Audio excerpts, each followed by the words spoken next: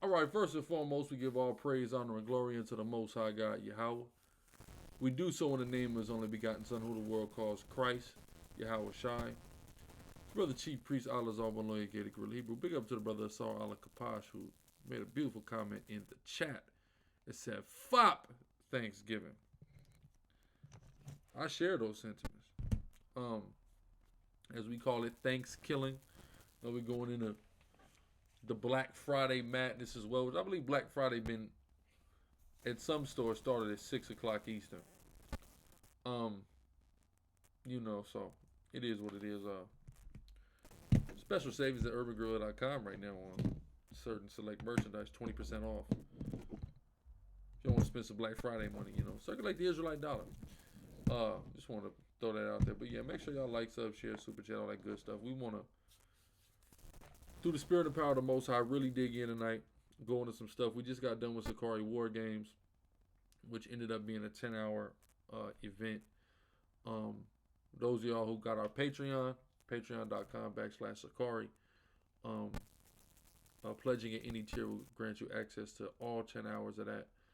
Big up to everyone who was there live. Real special. A lot of special debates took place over the course of that 10 hours.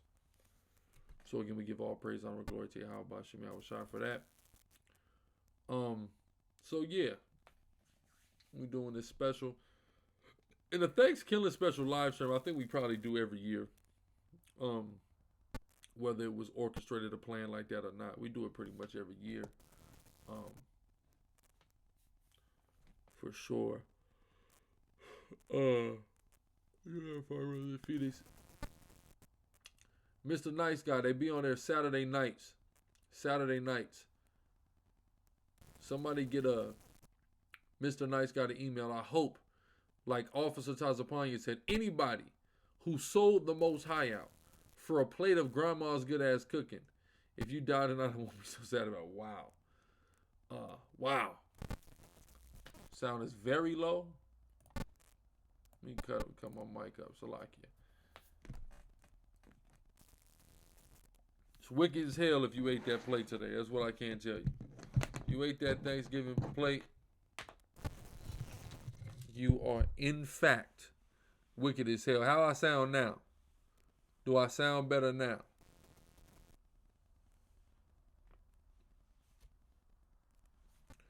Let me know how I'm sounding now.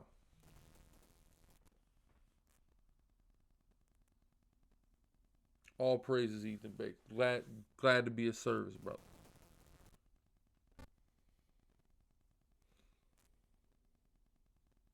Okay, Karata Zaya Anya says I'm still low. Some people saying I'm good.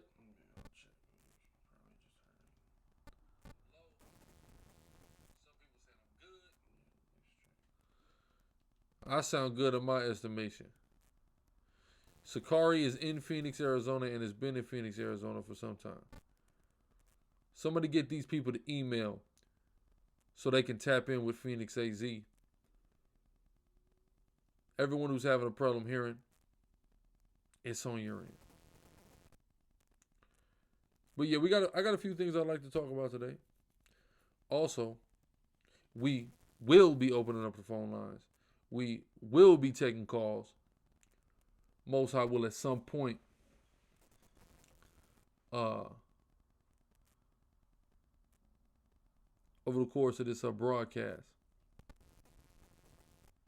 Yeah, that little static is always going on, man. This is damn microphone. Like I told the story, I thought spending more money on a microphone would end up being better.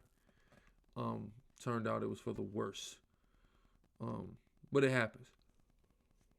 Got my eye on some new equipment. Most I will. So you're just going back to getting this school. Once we get this building, man, I'm investing some new equipment definitely to improve the overall quality of the broadcast. Nobody in St. Louis presently, but you could change that. But again, y'all, all praise, honor, glory to Yahweh Bashem Yahweh Shai. You know what I'm saying? Myself, officer aside, we eat what we usually eat. Chicken wings. Mm-hmm. Just to show how much we're not esteeming this day over any other ones. What was it Future said? Hassan? Chicken wings and fries. We don't go on dates. You know what I'm saying? Big up to everybody at 206, man. You already know. How do you get your family, like parents, out of the Christian doctrine? I'm gonna be honest, I haven't. I don't waste my time trying to do it. I just teach Israel.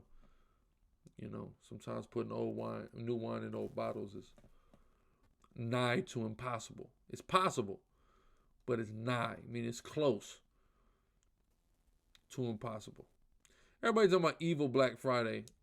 Come on, y'all. This made up history of Black Friday that they were selling slaves at a discounted rate on Black Friday. That's fake, guys. We got to be real here. That's fake. People like to propagate certain things, but that's fake. We got Black Friday, Small Business Saturday, and Cyber Monday. So it's going to be sales at urbangorilla.com again for all of that. But I want to just, real quick, I want to look up the...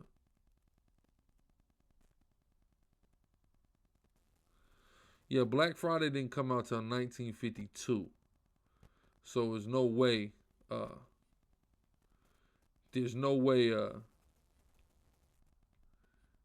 it was about slaves. All right, 1952, almost 100 years after abolition. Come on, y'all, let's be real. But also, why it's called Black Friday is just about getting companies into the black. In business terminology and economics, you're either in the red or you're in the black, right? When you're in the red, you're functioning from debt. When you're in the black, you're functioning from profit. Your company has made so much money that you are above water. You're above zero, so to speak. So that's what it means, Black Friday. This is the day that puts most companies from red to black. So they operated most of their fiscal year in debt. This gets their debt paid off and gets them operating at a strong point. That's what Black Friday is about. Let's not, there's plenty of wicked things to condemn. Let's not invent things though. That be what's wrong with us sometimes. We so overrighteous sometimes. We just want to invent.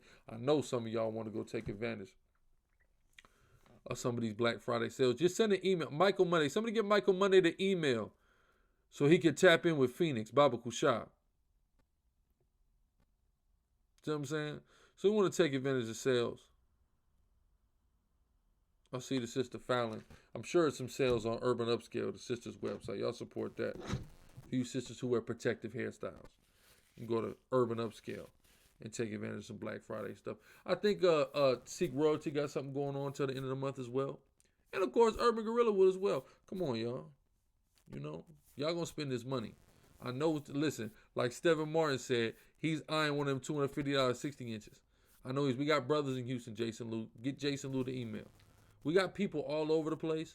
So just email with us, tap in with us, and we can link you up with them. And if not, brothers can build, you can build your prospective municipality up, okay? Your prospective metropolitan area up. See what I'm saying? So I ain't mad at nobody. I got a TV a couple weeks ago. You know what I mean? And I probably could have waited, but I really ain't want to wait. And you know, I'm content. You know what I mean? It's 43 and at 50 at 60, I'm content with 43. That's fine. I'll upgrade it from the 34, so I'm feeling good. But yeah, so shalom everybody. Hope nobody ate none of their grandmama cooking tonight, or their mama cooking, or their girl cooking, or anybody's Thanksgiving meal tonight. All right? Oh, y'all don't go to that spot, Hadar. Okay, all praise to the Most High. What sister said we got shaved beards? I would like to know when the last time I shaved my beard. She's out of her damn mind. She's a false witness. You know what? I'm not even going to call her out of her mind. I'm not going to call her a false witness. I'm going to take a step back. I'm going to repent from that. What I'm going to say is the sister is either misinformed or she does not understand what she's seeing, right? It's kind of hard sometimes to tell on a video if somebody even has that. Des the Hebrew, Yahweh Shem Yahshua Barakatah Water. Chief, are your hoodies for male and female or just brothers? Most of the apparel on my website is unisex. I got the Gorilla crew neck. I don't have the pants right now. I'm having a problem. Cause I was finna order some sweatsuits made, and it just things fell through. So I wish I had the pants to go with it, to be real with you. I got some custom ones that I made, like one of one, like one of a kind custom ones I made for myself, but I currently don't have none for sale. You know, but I got crew necks, I got hoodies though for days. I just put out the Fly Immigrants one. What else? What else just came out? I got another champion one. I'm dropping the champion one I got now. I got a whole new champion design I'm finna put out. Plus we got the Fila style one. Are shape ups lawful? Are shape ups lawful? Lining your hair up is not lawful, but cleaning your hair up is lawful. Speaking of lawful and unlawful, there's something it's a retraction I gotta go into real quick before we go any further. Hassan, if you can give me Leviticus 11. It's not just a plate of food. Eating turkey on this day is not just a plate of food, brother. It's not. What size? I mean, what color you looking for, Fallon?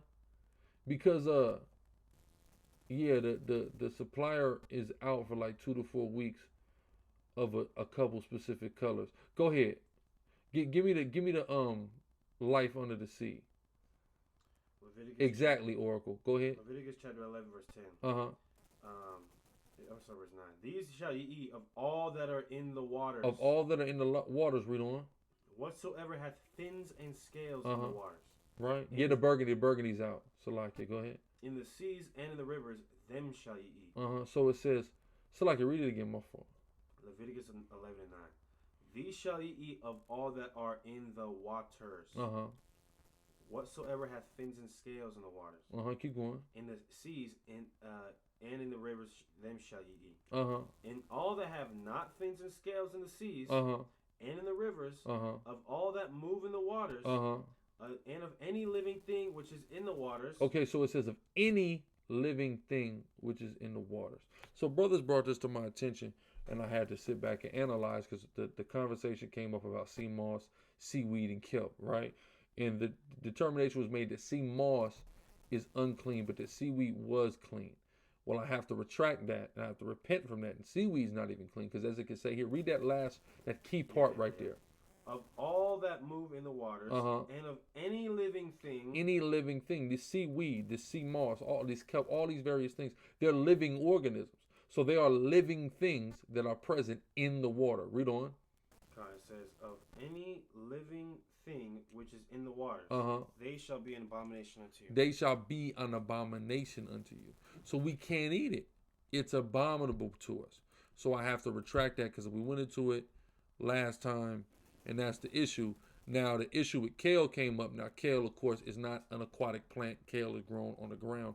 So that's, of course, totally cool to eat. But as far as seaweed, sea moss, anything that's in that water that does not have scale and fins is not edible, is not permissible, and even is abominable. All right. So we can't deal with that. Right? We can't deal with that. No, turkey is not in the vulture family. There is a vulture that's called a turkey vulture. It's called a turkey vulture because it's an extremely big vulture. Right? So no, there's a turkey vulture, but vultures are not turkeys. The turkey is an adjective to describe a certain breed of vulture that are very large, larger than the other ones. Right? Proverbs 9 says, get Proverbs 9 says, I don't want you to speak on Proverbs 9 and 7. Love kale, love lamb, nothing wrong with either. Right? Salmon, of course, is good. Yeah, that's how that turkey vulture looks like a condor. Exactly. Go ahead. Proverbs 9 and 7. He that reproveth a scorner getteth to himself shame. And he that rebuketh a wicked man getteth himself a blot. Okay, read. Is there more on that? Get that other one. You know the one, Smite a Scorner? Yeah, when it shows you both. It's another one here in Proverbs I want to show you that's going to shed light on that. Exactly, Hosea. Go ahead. 19 and 25. Smite a scorner, and the simple will beware. And reprove one that hath understanding. He will understand knowledge. Read on. That's it on that. No, I need the one that has Smiter Scorner this and the Smiter Scorner that back to back. That's what I'm asking you for. What do you think about Pastor David Lynn requesting a $7 million donation? I think he's going to get $7 million. I think it would be difficult for us to get 7,000. That's what I think. Go ahead. Proverbs 21:11. No, turkey is good, not today because of the connotation of eating turkey today, but in general, turkey is of course lawful for consumption. Read. Proverbs 21:11. When the scorner is punished, the simple is made wise, and when the wise is instructed, he receiveth knowledge. Nah, that's not what I need, man. I got you. I'm gonna find it.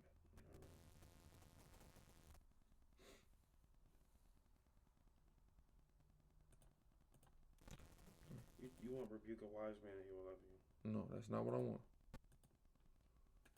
I'm gonna show you what I want.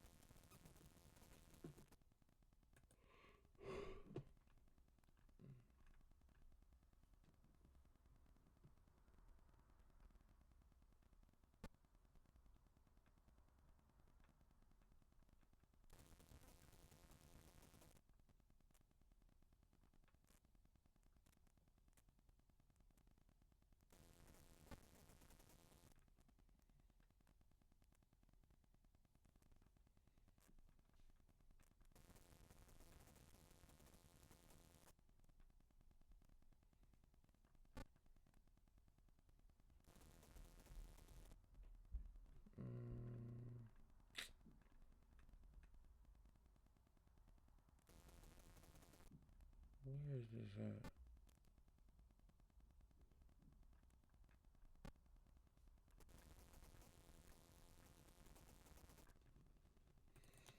Hold on.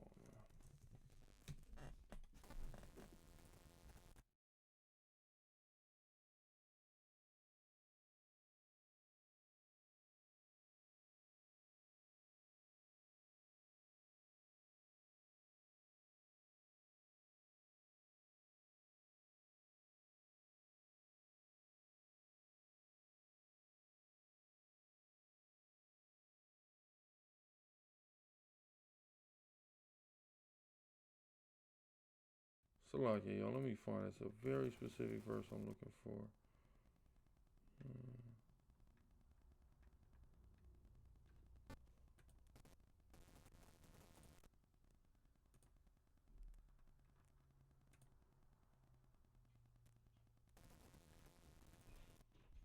Hold on.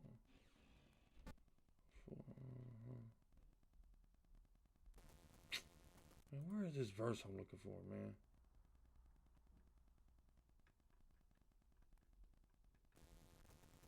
This is really annoying. Salakia. Let's go back here.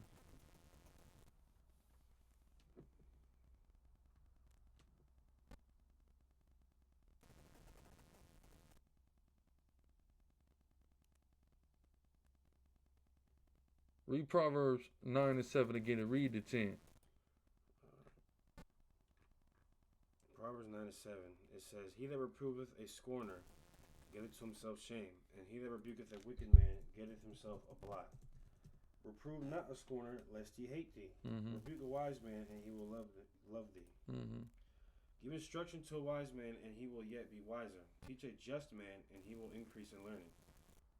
The fear of the Lord is the beginning of wisdom, and the knowledge of the holy is understanding.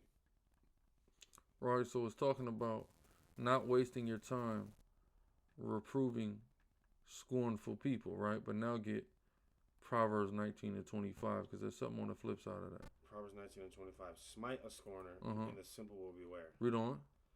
It says, smite a scorner, and the simple will beware, and reprove one that hath understanding, and he will understand knowledge. So it's saying you could also smite a scorner to make the simple beware, right? So sometimes you utilize a scorner as a teaching tool to make people beware, right, of what not to do.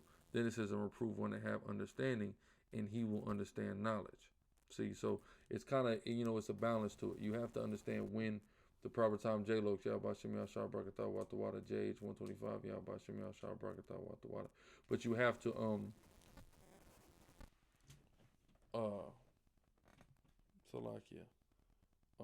I'm saying, you have to understand the balance of the situation, when to reprove, when to not reprove, when somebody's a waste of your time, when to not cast pearls amongst swine. You see what I'm saying?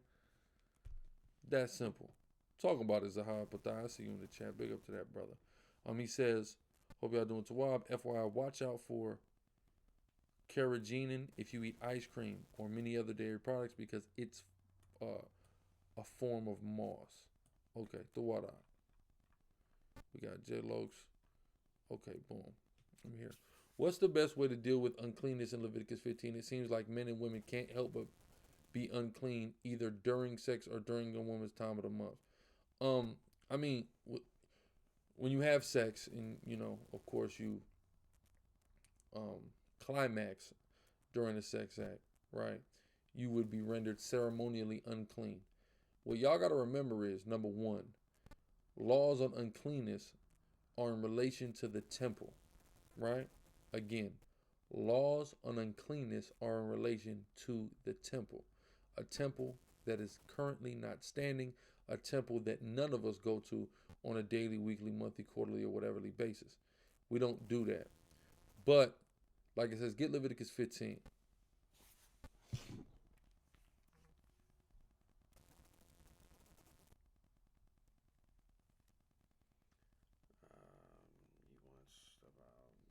When you have sex, man.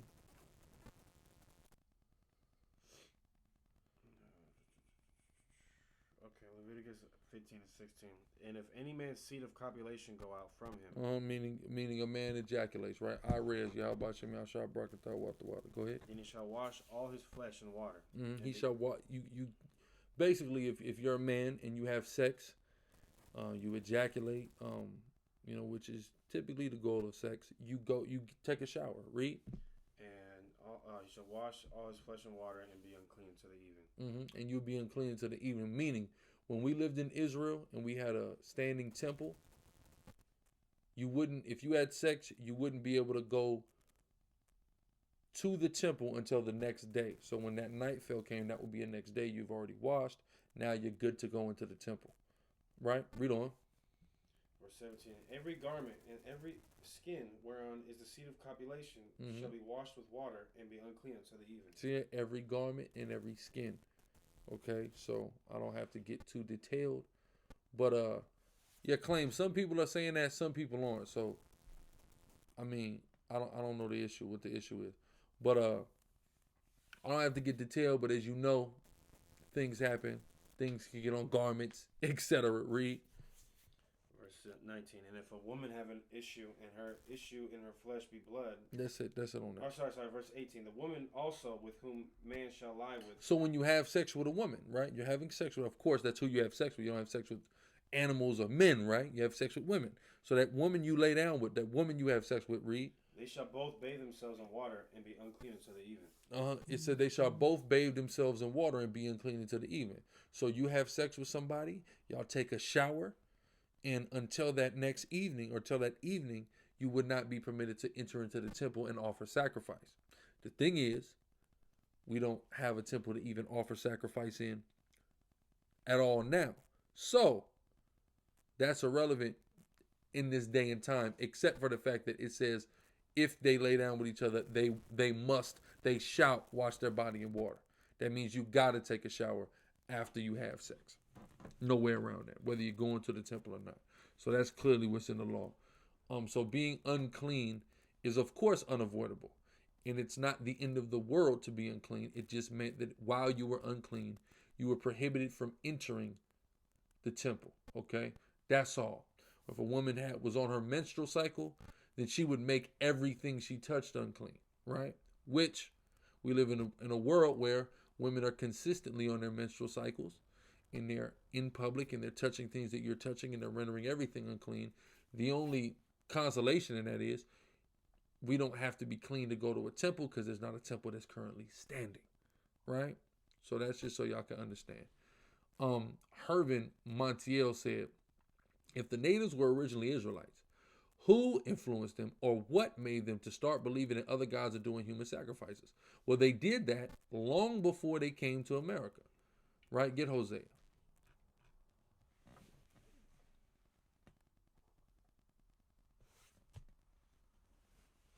We unclean, period. You got to understand, being unclean does not mean what a lot of people think it means.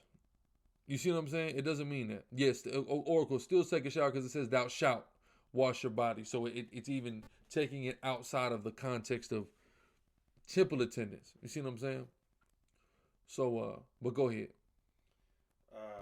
This is Hosea chapter 8. You want where they sacrifice people? He asked about idolatry, and he asked about human sacrifice. Okay, so, yeah. I would like verses that will cover everything. Okay, my bad. Hosea chapter 13, verse 2. It says, and now they sin more and more, and have made them molten images of their silver. This Hosea is prophesying to the northern tribes of Israel. They sinned more and more.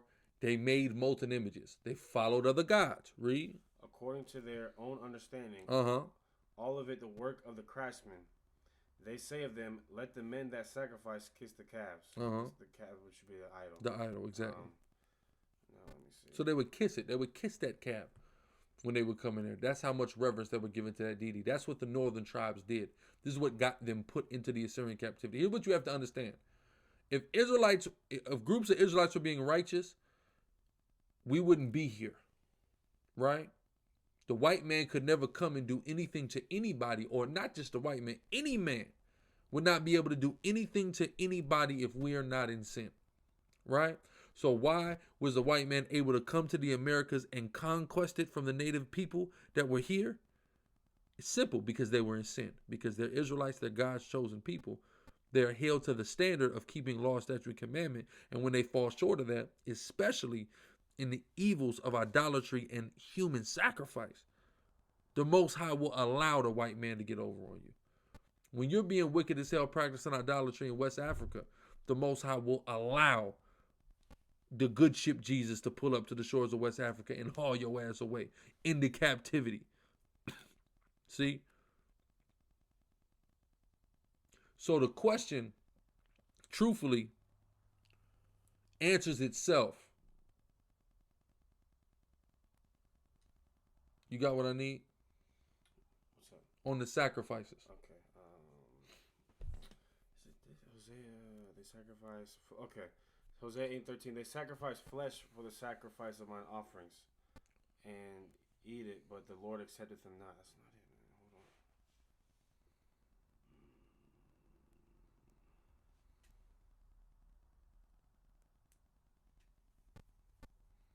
Jay Secor, all you gotta do is look that word up in the Aramaic. That word there has become Judaized. So they mean they actually became Jews. They became Judaized. All right. Same way we became Hellenized, you had people who also became Judaized. Right? So they began to follow after our lifestyle and our culture. That's what that means. Right? Same way you get white boy grow up in the hood. He start acting like how we act. See what I'm saying? He's been Judaized.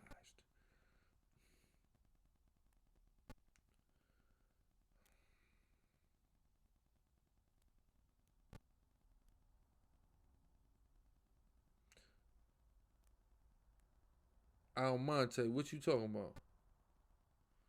Call-ins will happen later. They happen later. We got some things to talk about before we open the phone lines. Call-ins will take place though tonight.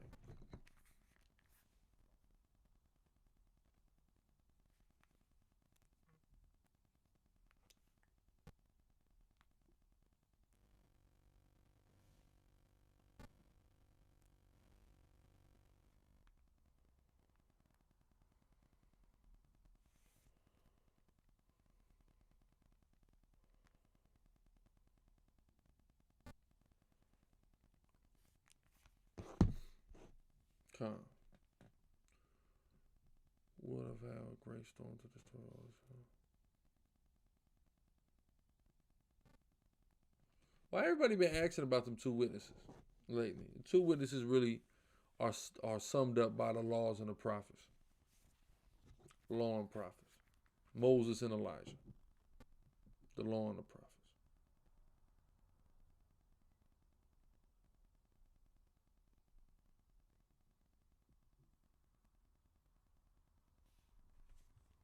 Right. So yeah, man.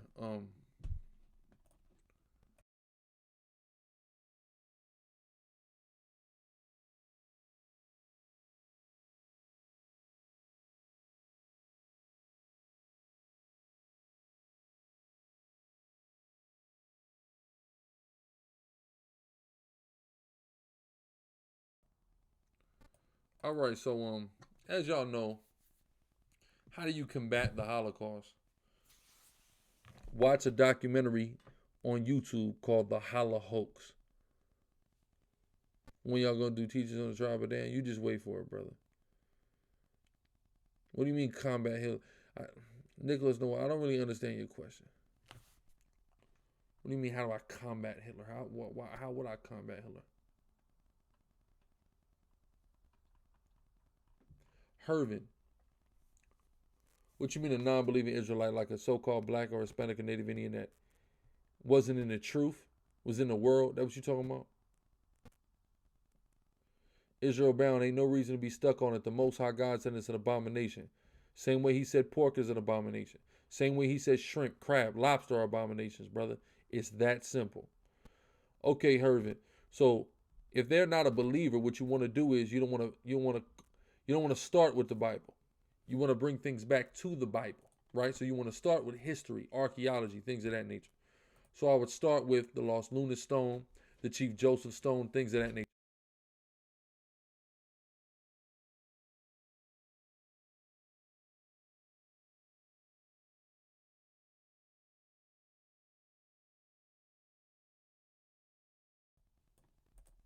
You're going into that archaeology. See what I'm saying?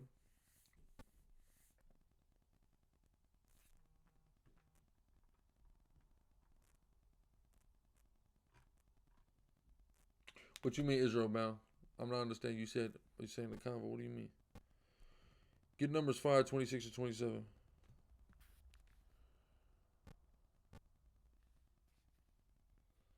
Numbers 5 and 26. And the priest shall take an handful of the offering, even the memorial thereof, and burn it upon the altar, and afterwards shall cause the woman to drink the water. Yeah, what that's dealing with is something called a jealousy offering. Israelite, great point. That's called a jealousy offering. So the jealousy offering is when the priest, if a man suspected his wife of infidelity, of creeping, of committing adultery, he would bring his wife to the priest. The priest would create a potion. That potion would then be given to the wife. The wife would drink the potion, and a certain reaction would happen to her body visibly if she in fact was guilty of adultery. Okay, so it would like basically rot her thighs out, like basically like it would give her instant cellulite if she was guilty. So that's what Numbers 5 is talking about. Salaki Israel bound. Oh, if you wanna get the CMOS, I mean, do you have a question about it, or did you not catch everything that we said about it? Any particular verses on keeping up with your health in shape? Well, give me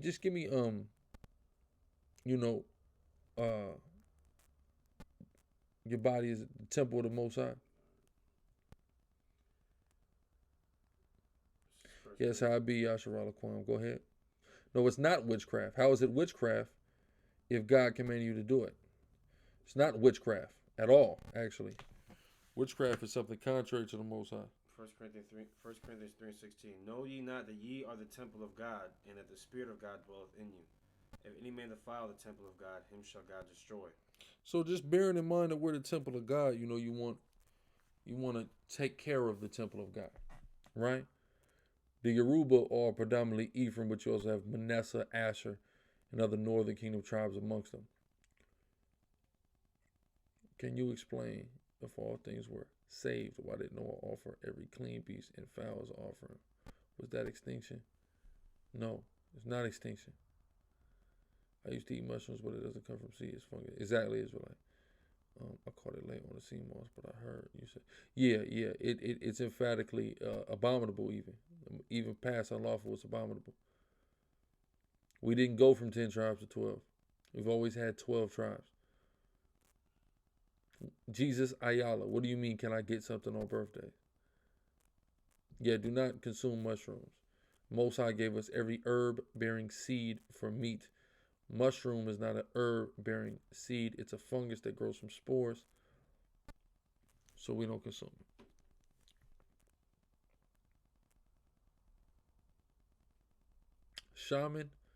Shaman are people who use hallucinogenics. So I don't suggest anybody follows a shaman, King.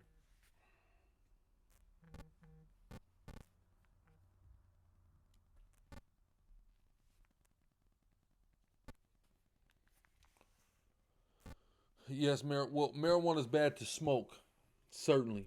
If you want to utilize it for its medicinal properties, through ingestion or topical application, things of that nature, that's fine. Yes, it's unlawful to celebrate birthdays.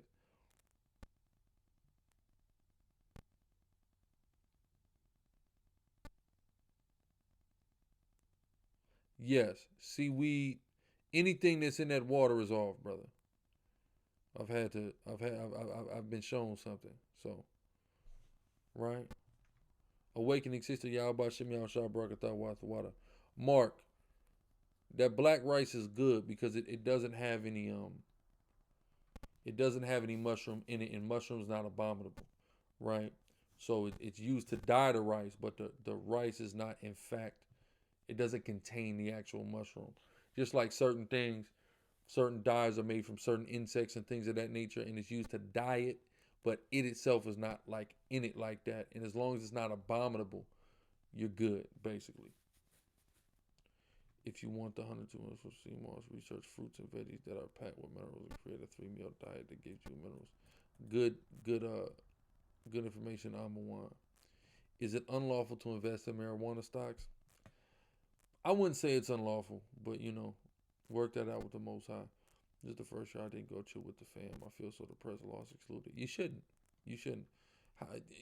Would you rather feel depressed, lost, and excluded now, or would you rather feel your skin melt off of your bones later?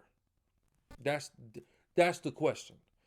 Depressed now, or skin melting from bones, eyes out of sockets later? And make a choice, brother. And whatever that choice is, stick to it, live with it.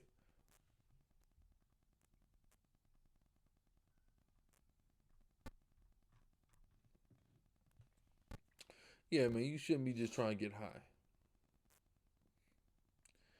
The best lexicon is the Bowers. I wouldn't see the Septuagint as worth buying when you have online resources with it, and it's just not the best translation. Just to be honest with you, the Septuagint is really bad. Just to be real with you. It's arguably one of the worst. We had days of mourning because of how bad it was. We literally had days, family, where we just cried and mourned all day because of how terrible this translation was. Listen, Yeshaya, all you got to do is read Leviticus 11 and ask yourself if seaweed and sea moss and things like that are living organisms. It says anything living in the water without scale and fin is abominable. So that would render that what? Abominable.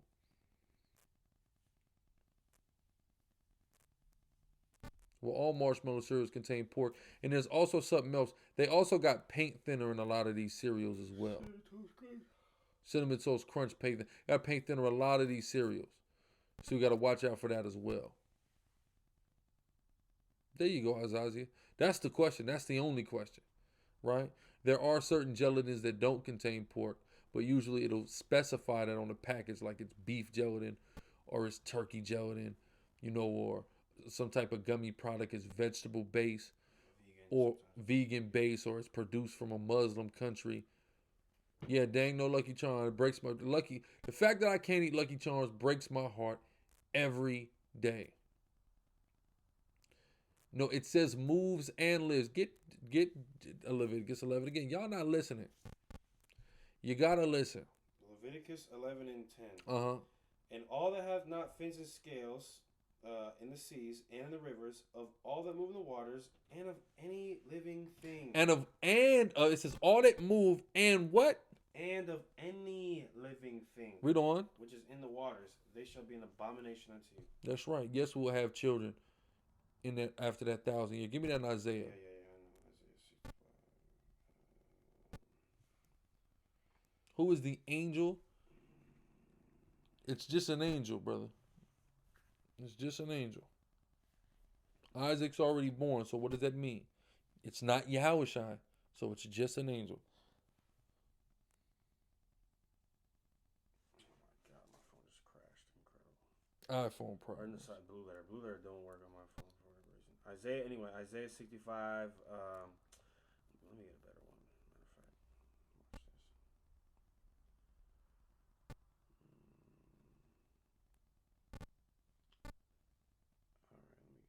All right, this is probably the one you want. Isaiah 49, actually. Isaiah chapter 49, verse 20. Is that what I want? It'll work. Isaiah 49 and 20. The children which thou shalt have, after thou hast lost the other, shall say again in thine ears, the place is too straight for me. There you go. Give place to me that I may dwell. So it says basically we're going to be having so many kids in that kingdom that we're going to run out of room in the earth. We're going to be asking for new places to live. That's how many kids we finna have. Got another one. Go ahead. Ezekiel 37 and 25. I mean, there's like 100 more, but these just come to my head. Ezekiel 37 and 25. And they shall dwell in the land I have given unto Jacob my servant, wherein your fathers have dwelt. We're going to enter into the land. And they shall dwell therein, even they and their children. Mm-hmm. So we're going to have children. And their children, and their children, and their children's children, mm-hmm. forever. And my servant David, which come out Yahushua, shall be their prince forever. There we go.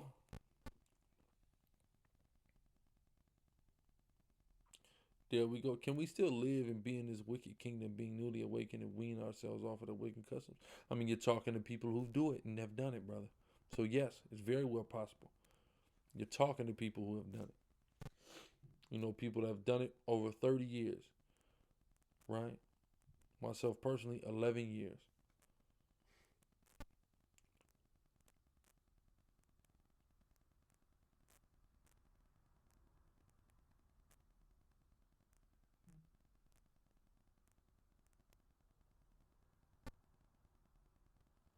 Yeah, we damn sure can eat sharks. That's way out.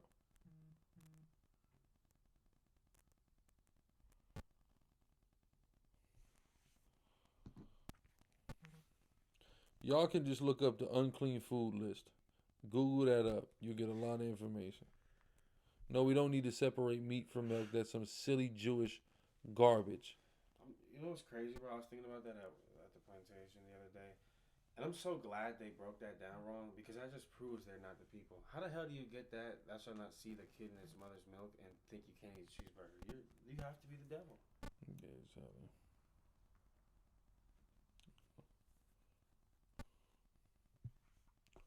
Kinda. Yeah, I didn't know. Yeshai, I didn't know. Yahweh Shemi Ashai Barakatah Watha Water.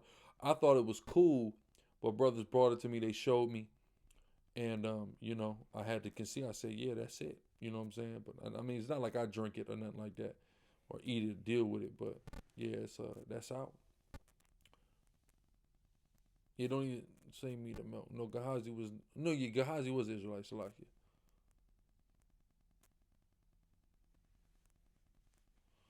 Well, his seed would be hard to determine from Esau. But if you're an Israelite, you're gonna be under curses. Period. But go ahead. You just had something, didn't you? Get to see the kid in his mother's milk. Oh, you wanted to go over that? Yeah, what he asked. Any thoughts on the China-U.S. conflict? It's going to end in the U.S. All right. Exodus 23 and 19. The first of the first fruits of thy land thou shalt bring into the house of the Lord thy God. Thou shalt not see the kid in his mother's milk. So we'll say that thou shalt not see the kid in his mother's milk, right? The Jewish man read that and think you can't have a cheeseburger, but what that's talking about with his silly, simple heathen ass. What it's talking about is you don't kill a child lamb until after it's weaned off its mother's breast. So while it's still in its mother's milk, while it still drinks milk from his mother's breast, you don't kill it and eat it until after. There's a product that's sold in your grocery stores that is a baby lamb that's killed while it's still on its mother's breast. That's called veal. Okay? How do you spell veal? V-E-A-L. V-E-A-L. Don't eat veal when you go to your lamb section at your local grocery store. All right? You don't eat veal.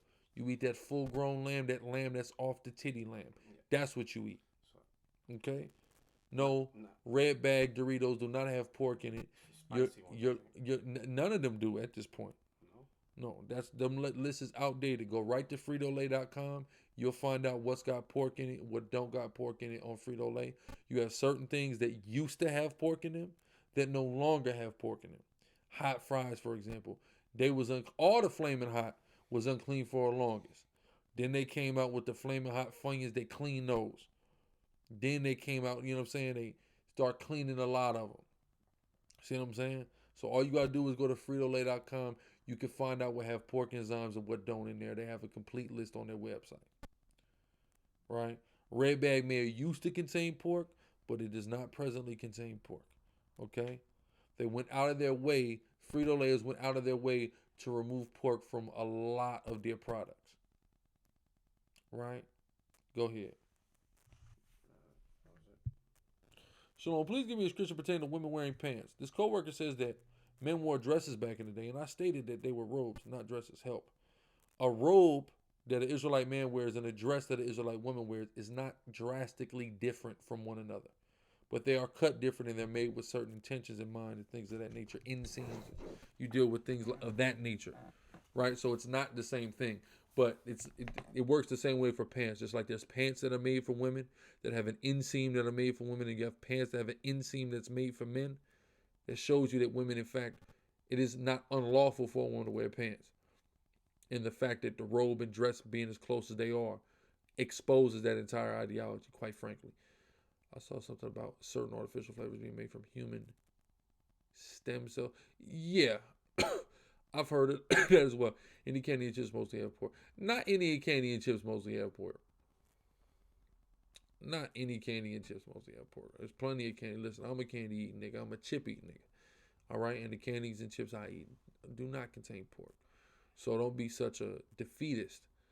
But just read your labels and familiarize yourself with ingredients and buzzwords and things of that nature, and go online and use those online resources to get access to the clean and unclean list and the Frito-Lay pork enzyme list and things of that nature, right? When you come in this walk, you got to do research. You just got to. Dario Felix, you talking about Black Pete? What about Black Pete?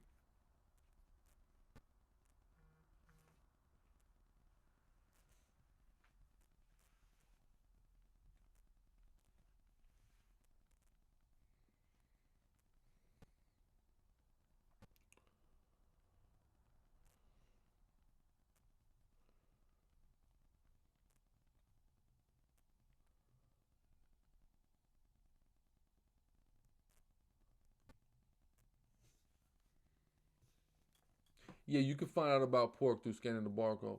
Was there any truth?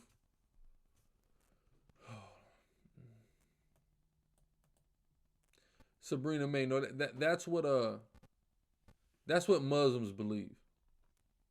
There's nothing wrong with that, but nah.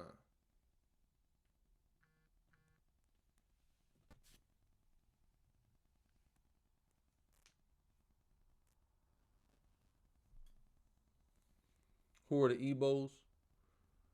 Group of Israelites that are on the, predominantly live in Nigeria. Sicarii Pwrhr, Yahweh Shem Yahshua Barakatah Wathawada. Can you pray for my mom, daughter of Issachar? She is having blood tests done. Doctor said she might have an autoimmune disease, hoping all things come back negative. She is worried through all of that. Khan. See, Tribe Ephraim, but that's the point. If things are not abominable, a byproduct of it is not necessarily wrong to eat. see what I'm saying? Like gelatin is a pork byproduct, right? It's made from pork skin. So that's unlawful. But like in the case of Red 40, that's not. And I don't actually think it's made from little red bugs. I think that's actually a myth. I want to say I looked into it. Drink distilled water. Y'all going so fast.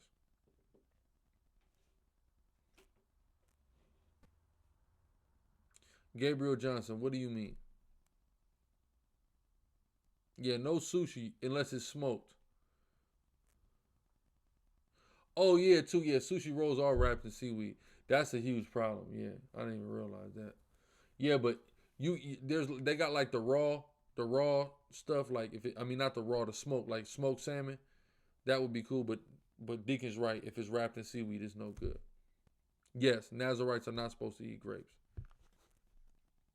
How do you pray? Matthew the 6th chapter.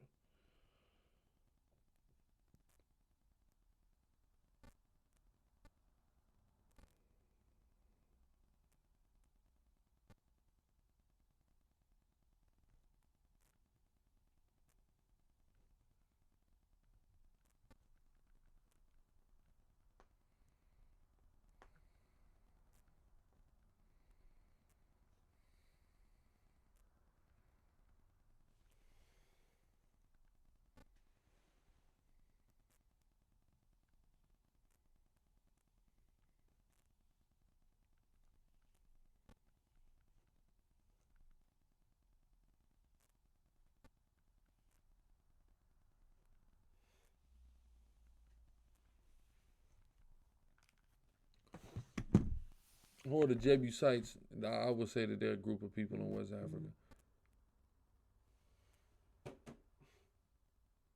Yes, you can fast on the Sabbath day. Yeah, you gotta watch that toothpaste too. That's a good point, David Reed. You gotta watch that toothpaste. Yeah, on the Sabbath. But Hold on. What am I looking at? Oh, yeah, high holy day. Yeah, Khan Salaki. You can't fast on high holy days because those are feast days. So you're supposed to eat on those high holy days, except like Day of Atonement. But you're supposed to eat. When is the true Sabbath is determined by the moon. Yeah, the plastic is not good.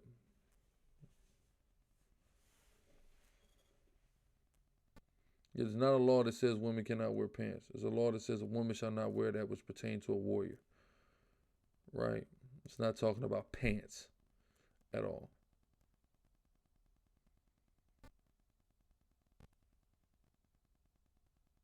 Well, give me the law is perfect, Baba Kushan.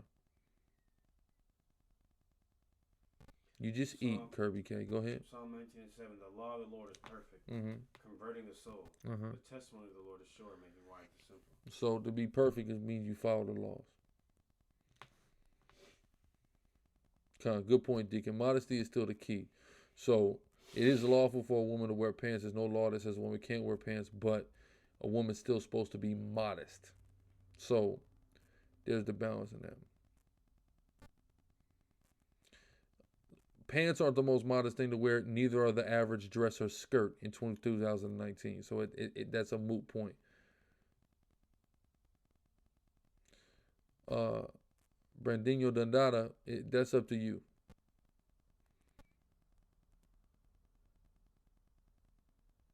King Judah, that's your prerogative. Yes, you could burn incense at your house.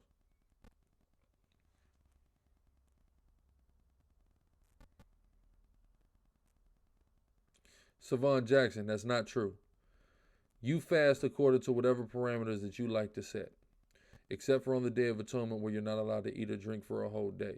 Outside of that, fasts are the parameters of your fast are set by you. You have somebody that might fast for 3 weeks and not eat any meat, and that's their fast. You have another person that might not eat or drink for 24 hours, or they might just drink for 12 hours, or whatever. The fast is entirely predicated upon the individual that's fasting and how they like to do it, right? If there's 10 tribes of the northern kingdom that went from Assyria, is the southern tribe still 3? Yes, because when you see 10 tribes counted, they're counting Judah and Ephraim as 2 instead of 1. Judah and Ephraim are really one tribe, Joseph, but they got so large they were regarded as two, right? They Salakia, Ephraim and Manasseh. But the southern kingdom is always three tribes because it's Judah, Benjamin, and Levi. Great point, Ariella. For real, though. Of course they don't.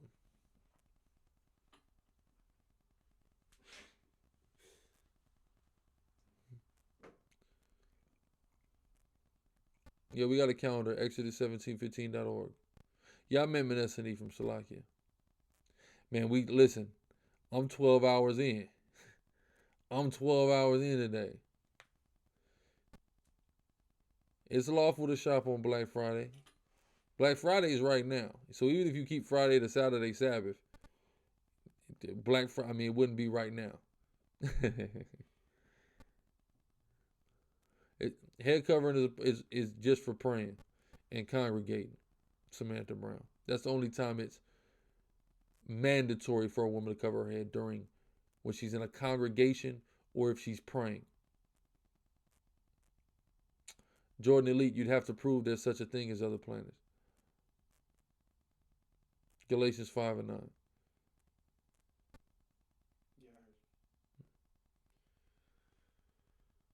Galatians chapter 5 verse 9 says, a little leaven leaveneth the whole lump.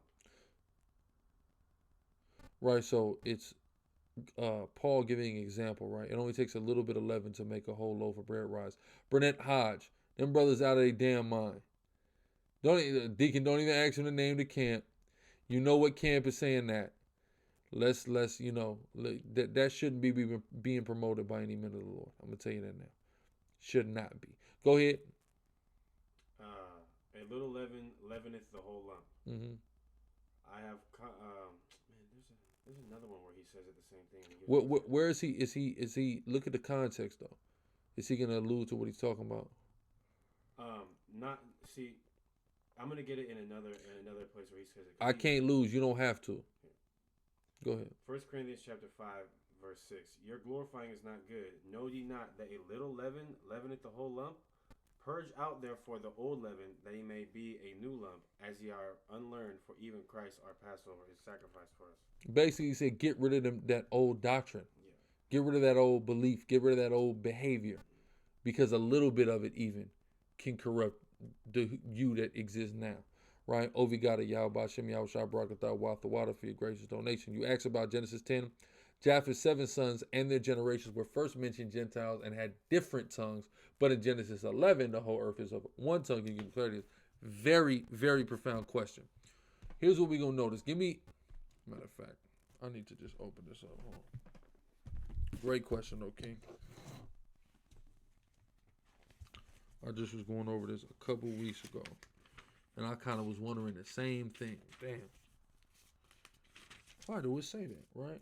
So, we get to Genesis 10, right?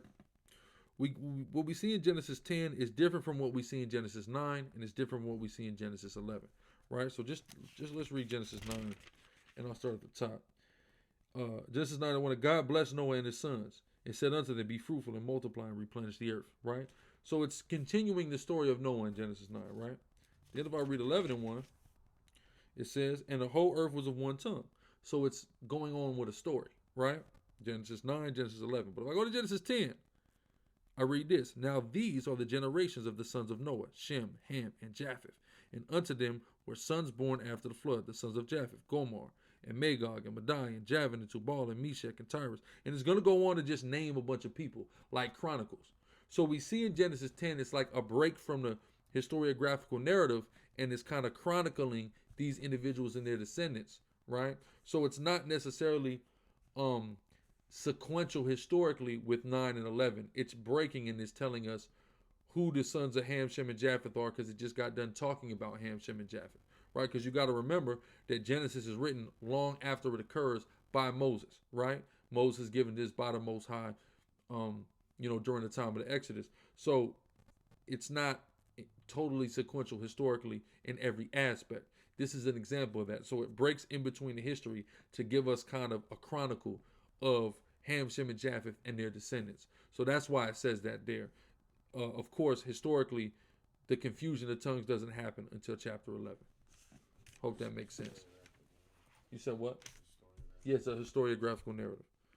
Right. Meaning it's history that's chronicled long afterwards, and certain things are updated by the author because they have knowledge of it later in time. Right. All praise to the Most High. You got something? Okay. Where we at? All praise. Glad you are edified.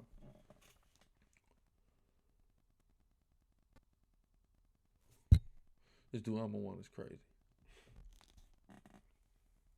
You pay is debate IUIC or Divine Prospect. We currently don't have any interest in debating IUIC or Divine. That's my man. Yeah, that's us kicking and having a conversation. There ain't no need for that. Yeah, that's my dude, man. You saw Discord, brother. Jerry Foster. As you can see, there's certain, you can go to certain lineages and you can see certain people omitted for very specific reasons, right? I'm gonna show you an example.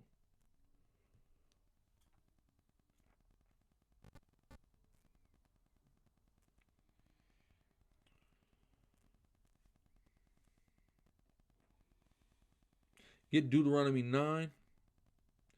And let's start at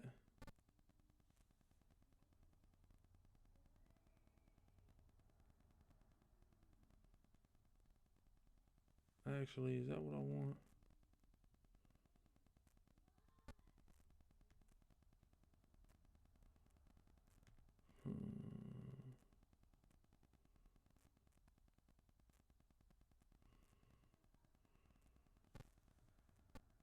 Okay, Deuteronomy 29 and 20. Let's read that.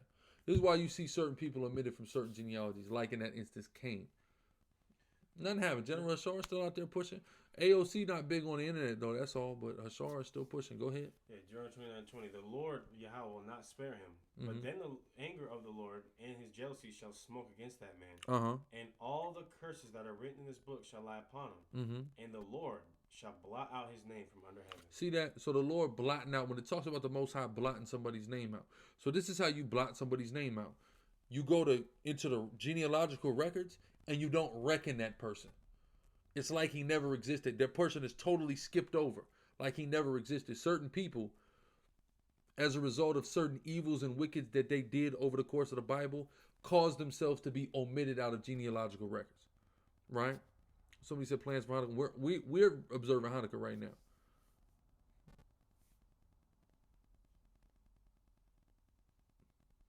Mexico City Beach. No, it didn't.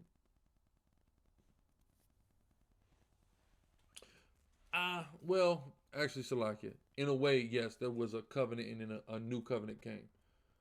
Right? But in that flood. But the old covenant, new covenant that we're talking about in contextually today is different. And it actually, the covenant that ended from nowhere to there was not strict. Just read it. It wasn't as strict as things got during the time of the codified Torah.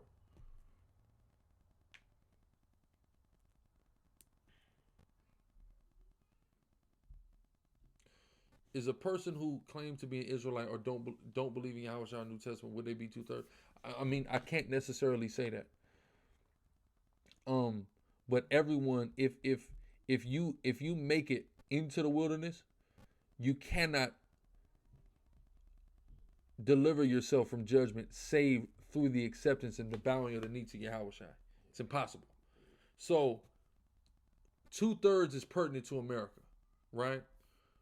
So 2/3 of the people in America are going to be cut off and die, but that don't mean you may have somebody elsewhere that's not a believer in Yahweh Shai in the New Testament presently, but they can make it into the wilderness and then they could bow the knee and, accept Yahweh Shai in that time and make it into the kingdom without having to face a judgment first. That's possible. We can't say. You know what I'm saying? We already in Hanukkah.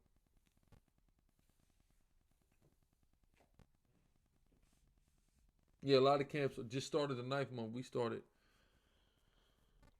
the 10th. Yes, a fact, Ayash.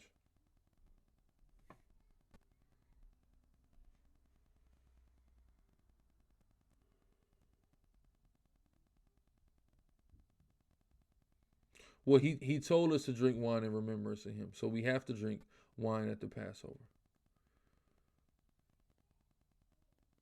The seal of Solomon is not a real thing. And the Star of David is a misnomer. So the seal of Solomon is entirely made up. The Star of David is a misnomer of a symbol of a pomegranate, lily, snowflake, honeycomb, etc. Right? We getting ready to open these lines up. I'm getting ready to open these lines up on y'all real quick. I think they've waited long enough. Well, I think we might have our first caller. Oh yeah, where's my phone at? How we already got a caller on my phone ain't you know? I'm saying we got some potential. Where the phone at? There it go. All right. J-Lock. Why don't you call in, brother? We're about to post a number.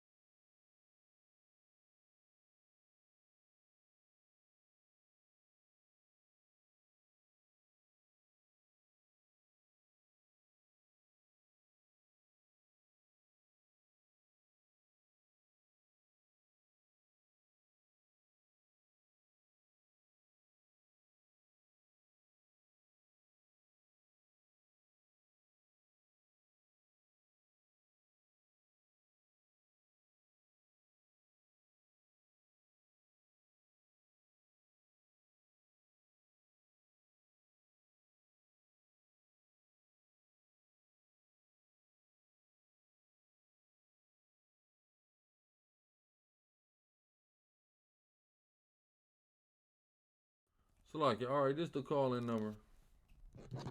You want to call in? That's the number. So like, I miss somebody. Brandon Hughes, Yahweh Shem Yahushua Barakatah Watawala. That's the call-in 206-303-0415. The line is active. The line is active. And we're on. Here we go. Shalom, you on? Shalom. This is Brad. Can you hear me? Yes, sir. Yes, sir. Go ahead, brother.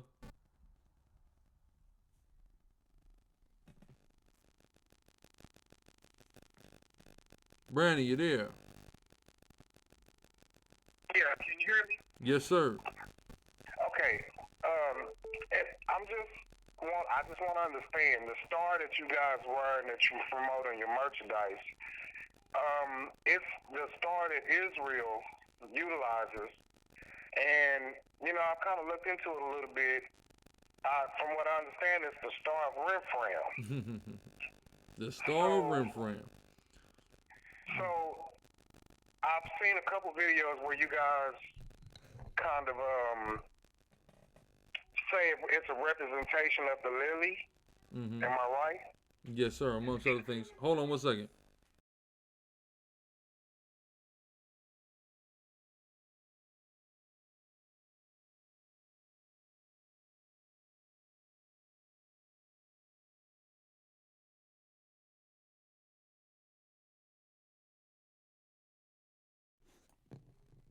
Salakia, go ahead. You said the lily. Yeah. So, if you would just help me understand, why are you guys wearing that particular image and promoting that image versus to the actual lily? Well, brother, here's a question I have for you, right? Why do you read the Bible? Why? Yes. Well, I read the Bible because, it's for us as It's yours. Israelites. You said it's for us. It's yours, right? Right. Why do you call yourself Israelite? Well, because I fit the curses. Boom. My family. It's you. It's yours, right? So that symbol is mine. So everything that's mine, I'm coming to take because it's mine and I'm the rightful owner of it. Right? Okay. So that symbol is a part of that. You could look at the archaeology we utilize that symbol in various forms, and various other symbols as well.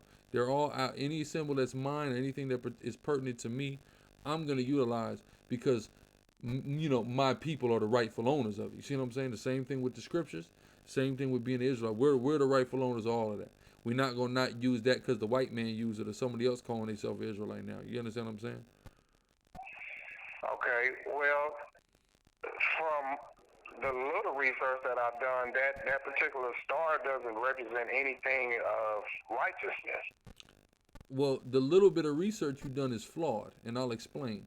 The majority, when you do research and you call that a star of Rimfam, that the level of flaw in that information is astronomical. Because if you actually looked at that verse in the Hebrew, number one, if you looked from a Hebraic perspective, you would not view that symbol as a star at all. That's number one. Okay. Right? Number two, it has nothing to do with Rimfam. We're going to give you what the star of Rimfam is in Hebrew. Go ahead, bring that out, officer.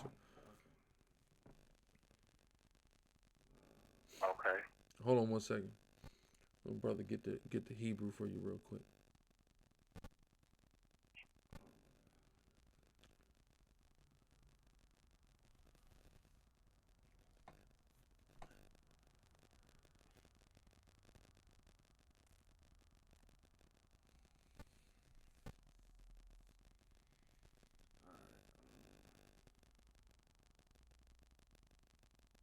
All right, this is Strong's G798 star.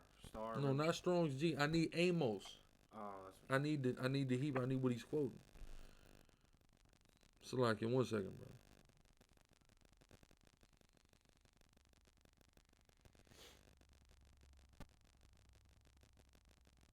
all right. Amos chapter 5 verse 26. Which is the tabernacle of Molech. Okay. Now this is the Hebrew word for star, kawab. It says star,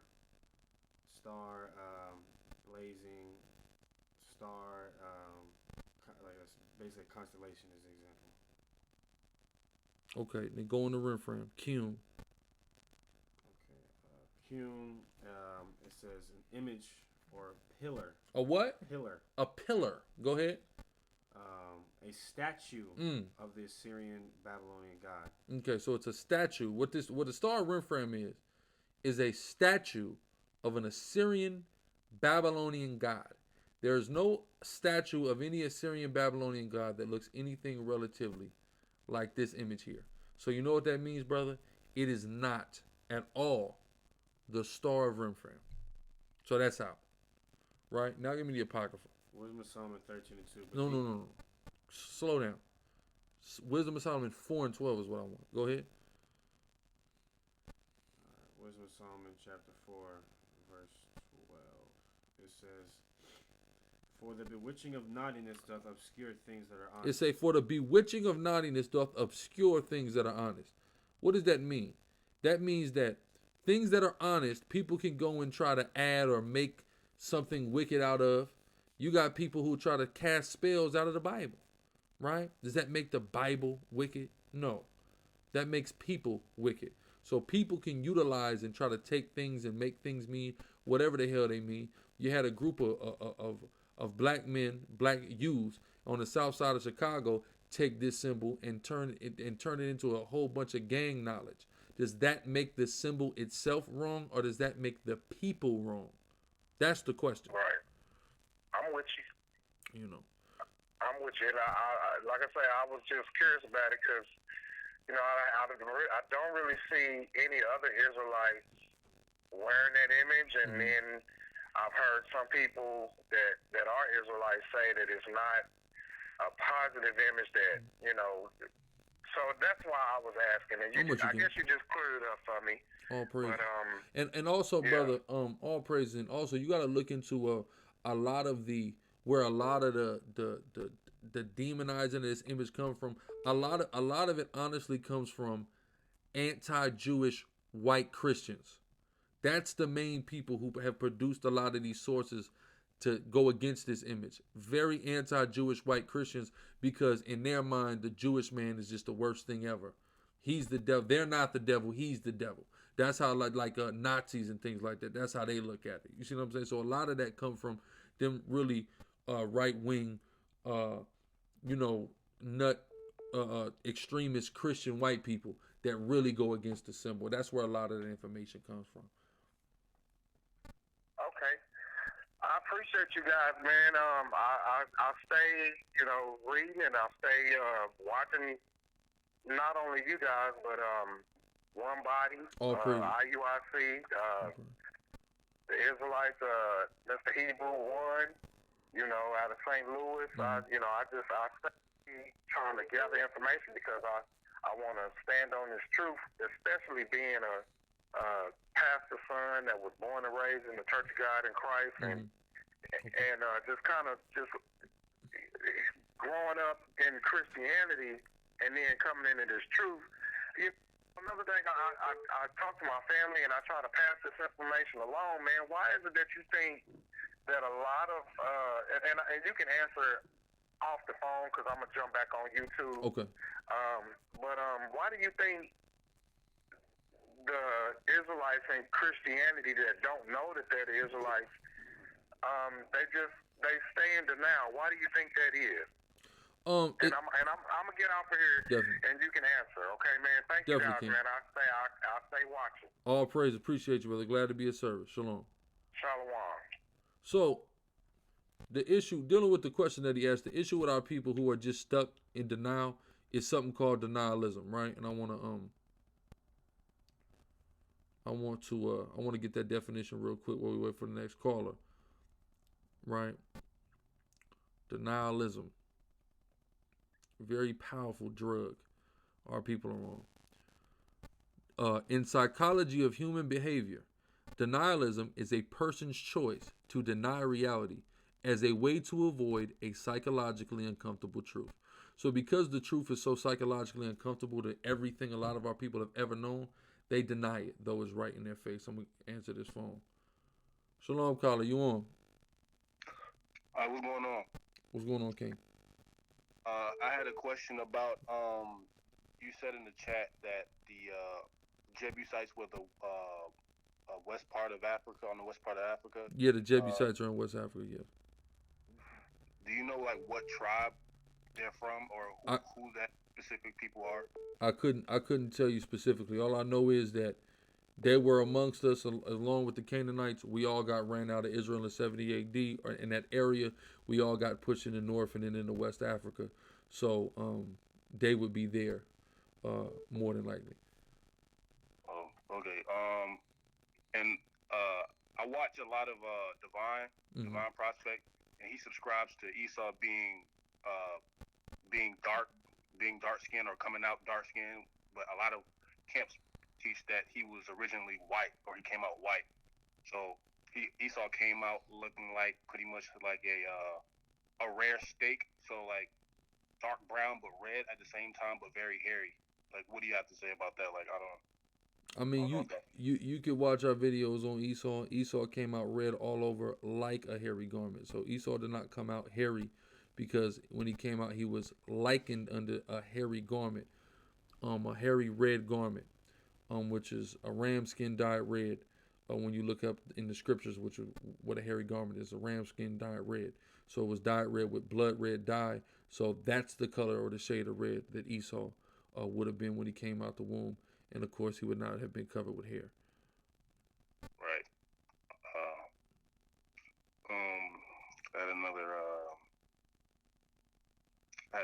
question. Okay. Here's another one.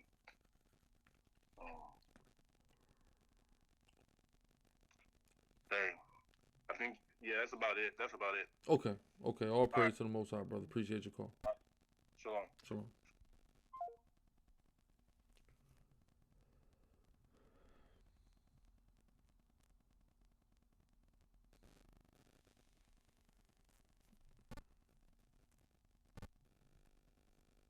Shalom, you on?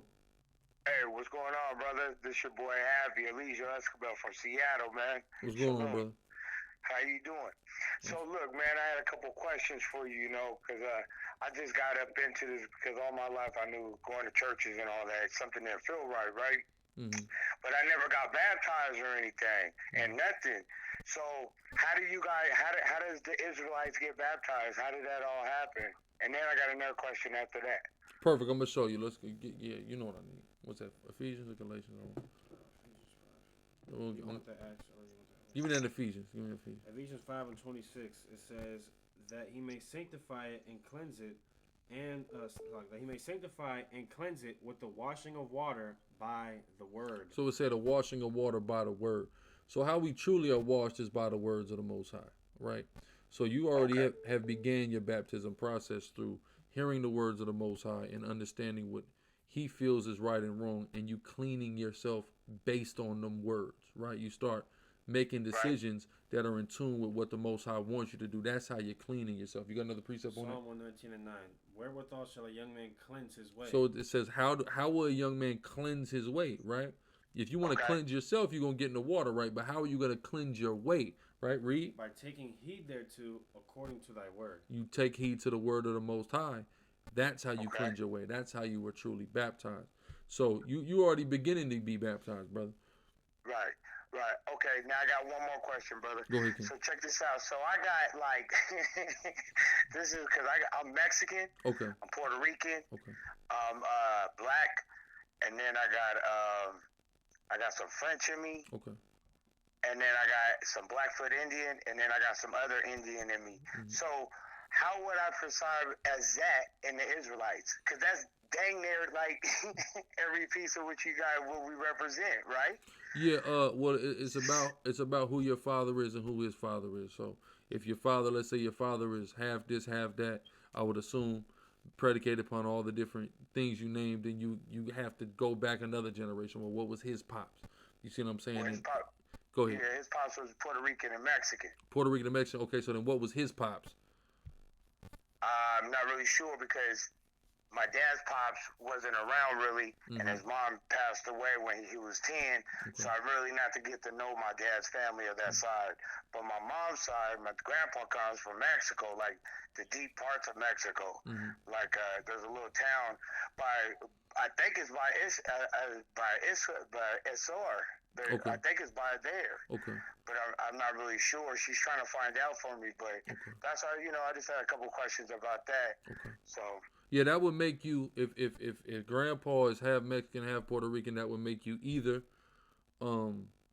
Issachar or Ephraim. It will make you one of them two tribes. Everything is predicated upon patrilineage. So when you find out more information, you'll be able to make the determination of which tribe you with, whether it's Issachar or Ephraim.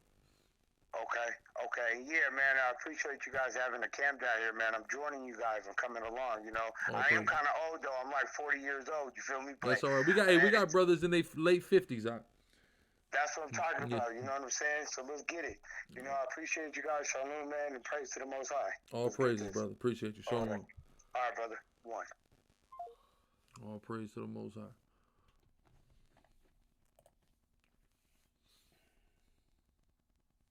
Man, he went up. He sound like Judas, see, because when you grow up in them hoods in the Northwest, man, you ain't around nothing but niggas, man. So everybody, the white people, the Mexicans, the Asians, everybody sound like the Southern Kingdom up there.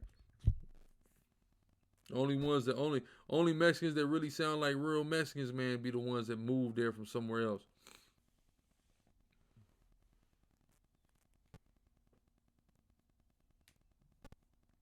Deshaun Diller is not necessarily going off chilling around your family, but I mean, like I said, eating that food is certainly going off. And that's what they're all partaking in. You know what I'm saying? So, you know what I mean, hey.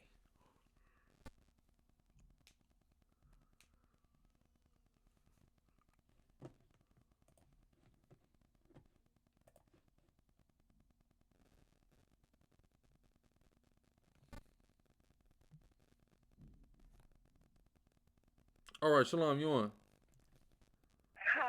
Shalom. I have a question about free will. Okay. Do I have free will? And if I do, I'll give you an example. Mm-hmm. If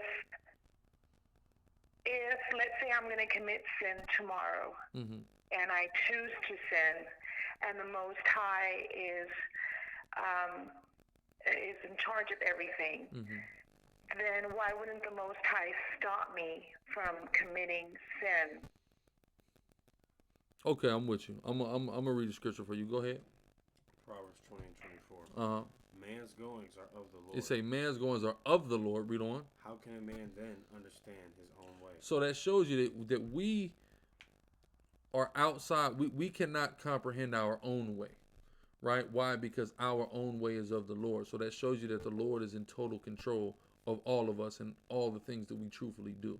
Right? The way I like to, the metaphor that I like to give to really understand this is, there's something called theater, right? Theater. You familiar with the term theater? And the root word of theater is the Greek word theos, which is the Greek word for God. So essentially, when somebody is conducting a theater, when somebody writes a play or a movie script, they're playing God, right? When you write that script, every character in that, every aspect of the universe in which that this movie or this play takes place is entirely in the control of the person that created it, right? Right. In that same way, the Most High God is in control of this world that we live in. He's in total control. He decides, and he's written the part of every character to play. Right. So ultimately, if he wanted somebody to reject the truth or come in the truth and then leave it, ultimately it was in his plan the entire time. So then we don't have free will. Yeah, we don't have free will. We have the illusion of free will, where we're here and we feel like we're making choices, but in truth, the choices that we're making are predetermined by the Most High. So everything I have and everything I do is because the Most High obviously wanted it that way. Exactly. He wrote the story to go like that. You got another one? So real quick. Go ahead, ask your question. There's another precept we got for you, but go ahead. So when he talks about in Ephesians says, you reap, when he says, do not be mocked, for the Most High is not, do not be fooled, for the Most High is not mocked. Mm-hmm. You reap what you sow. Mm-hmm. How is that? How is me choosing? I know that the Most High does everything in my head, but mm-hmm. how does that come into place when I have if I'm going to reap what I sow? Mm-hmm. If I do bad, I'm going to get bad. Mm-hmm. How does that come into play with free will if it doesn't exist? Well, yeah. Well, you're still reaping what you sow, because whether or not he is making you do things or not, if you do bad things, you'll receive for that bad in which you've done. You see what I'm saying? So, for example, Esau has been the puppet of the Most High to do all kind of wickedness in the earth, right? And he's still going to get judged for it. What you got? What's your precept? This is Isaiah 46 and 9 through 10. Remember okay, let's get the verse. Let me just point. Isaiah 46 and 10. Declaring the end from the beginning. So God declared the end of all things from the beginning. So from the time where he created everything, he already declared how things would end, right? If that was the case, then prophecy, like if people have free will, then prophecy could be offset. You see what I'm saying? All the stuff that he written about, like if Esau had free will, he would have never came and put us on slave ships and brought us to America if he had free will. Because it's too obvious. You could go, okay, well, if we do this, it's going to be obvious that they're the Israelites if they read the Bible, right? Because this happened, or the conquest of the Americas, etc. You see what I'm saying? But there was nothing that they can do about it. It happened exactly how the Most High said it was going to happen, exactly how he planned it was going to happen, because he declared all of this before it happened.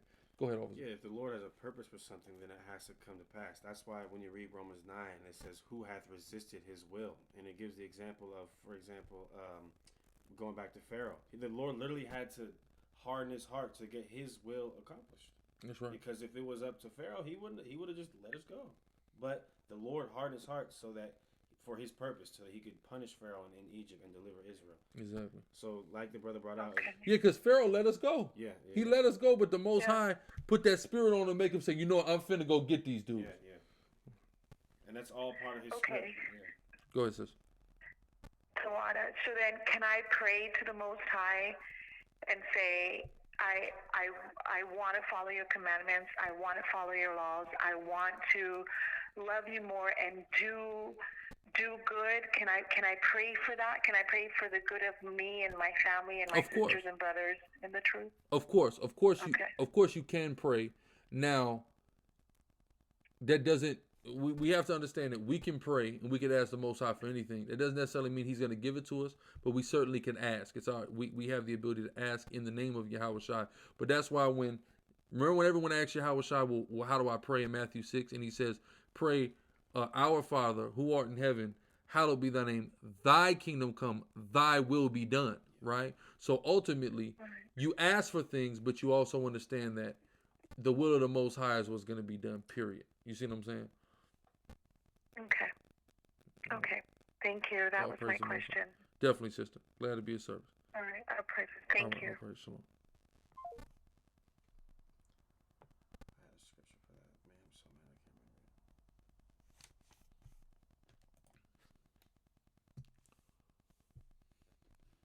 I can't remember it. Okay. I got it. Go ahead. There's a perfect precept for what you just brought out. 1 John 5:14. It says, and this is the covenants that we have in him, that if we ask anything according to his will, he heareth us. Yeah, see, according to his will. So you got to ask according to what. Yeah. Beautiful precept. Shalom. Shalom. Can everybody hear me pretty good? Yes, sir. Yo, this is J Lock. Y'all have wanted me to call in. Okay. What's going on, right? Well, you know what? I actually got I got two questions for y'all, cause I wanna go back to the free will thing. Mm-hmm. I'm a little confused on something. When you read verse, let me go to it. When you go to Deuteronomy 28, verse 15. Now this is why I'm a little confused at, because y'all said that everything was predetermination, because therefore it was already written. But I don't understand that, because when you go to verse 15, it says, but if it shall come to pass, if, now this is the word I'm stuck on, it's this if, because if everything was already pre-written and predestined to happen, then why is the word if here? But I'm going to continue. I'm going to finish out this verse. It says, but it shall come to pass, if thou wilt not hearken unto the voice of the Lord thy God, to observe, to do all his commandments and his judgments, which I command thee this day, that all these curses shall come upon thee and overtake thee. So I'm a little confused on why this if is right here. Well, we'll show you, brother. Let's just jump. What is that? 2 chapters later?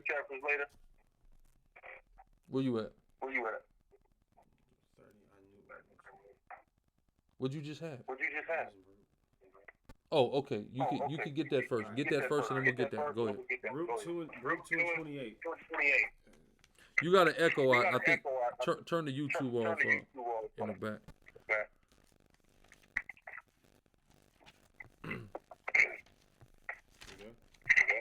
Not yet. No, my YouTube it ain't on. I got it off. It's probably because I got my headphones in. Hold on, let me do. Yeah, I got this. This echo is crazy. 30 and 1, really. Matter of fact, get 30 and 1 first. All right, so yeah, we better now. So let's just go 2 chapters later, right, from Deuteronomy 28, and let's see what Moses say. Deuteronomy 31, and it shall come to pass when all these things are come upon thee. It say what? When all these things are come upon thee. Don't say if. It say when. Yeah. When all these things come upon you. Right? So the if is given us in 28 as a warning. But Moses concludes in 30, right before he died, by saying, when all this happens. Why? Because Most High showed them all this was finna happen. Go ahead. Let me get that first one, bro. Keep going. Finish that and then get the Baruch. It says, when all these things are come upon thee, The water, Dwayne Brown. Go ahead. the blessing and the curse, which I have set before thee, and thou shalt call them to mind among all the nations, whither the Lord thy God hath driven thee. Mm-hmm. So it's talking about this is going to happen. Basically, when this happens, because you are going to sin, you're going to get driven out of Israel. Then when you in all these nations, you're going to call this to mind, right? So he's saying emphatically when, right? Now get that in Baruch. Baruch 2 and 28. Because this is one of the time Baruch is under a time where the curses of Deuteronomy 28 is happening to us when we in the Babylonian exile, right? Go ahead. Well, I'm going to just get a little bit earlier because it speaks about the curses too. It says, as thou spakest by thy servant Moses in the day when thou didst command him to write the law before the children of Israel, saying, if you will not hear if you will not hear my voice, surely this very great multitude shall be turned into a small number among the nations where I will scatter them. For I knew that they would not hear me, because it is a stiff-necked people. So I knew y'all weren't gonna hear me. Go ahead. But in the land of their captivities, they shall remember themselves. So that's the point. The Lord. Yeah, showing that he knew we was gonna go off, we was gonna get scattered, and then he knew we was gonna remember ourselves in the places we were scattered. Right. Going back to he declared the end from the beginning. This is all part of his script. Yeah. Exactly. We just living in the movie. And it's a movie with a fall, and then a redemption. You see that all throughout. Yeah, the good guy comes and saves the day, etc.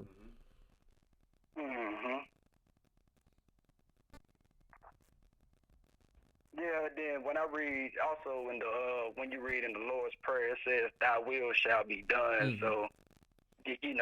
So that do make sense. I do understand that. Exactly, but we have, like I was saying, like we have like the illusion of choice. Like you feel like because you decided you ate a burger today, like we feel like we're in control of this. You know what I'm saying? You feel like what you do every day is what you do, but ultimately, give me that too.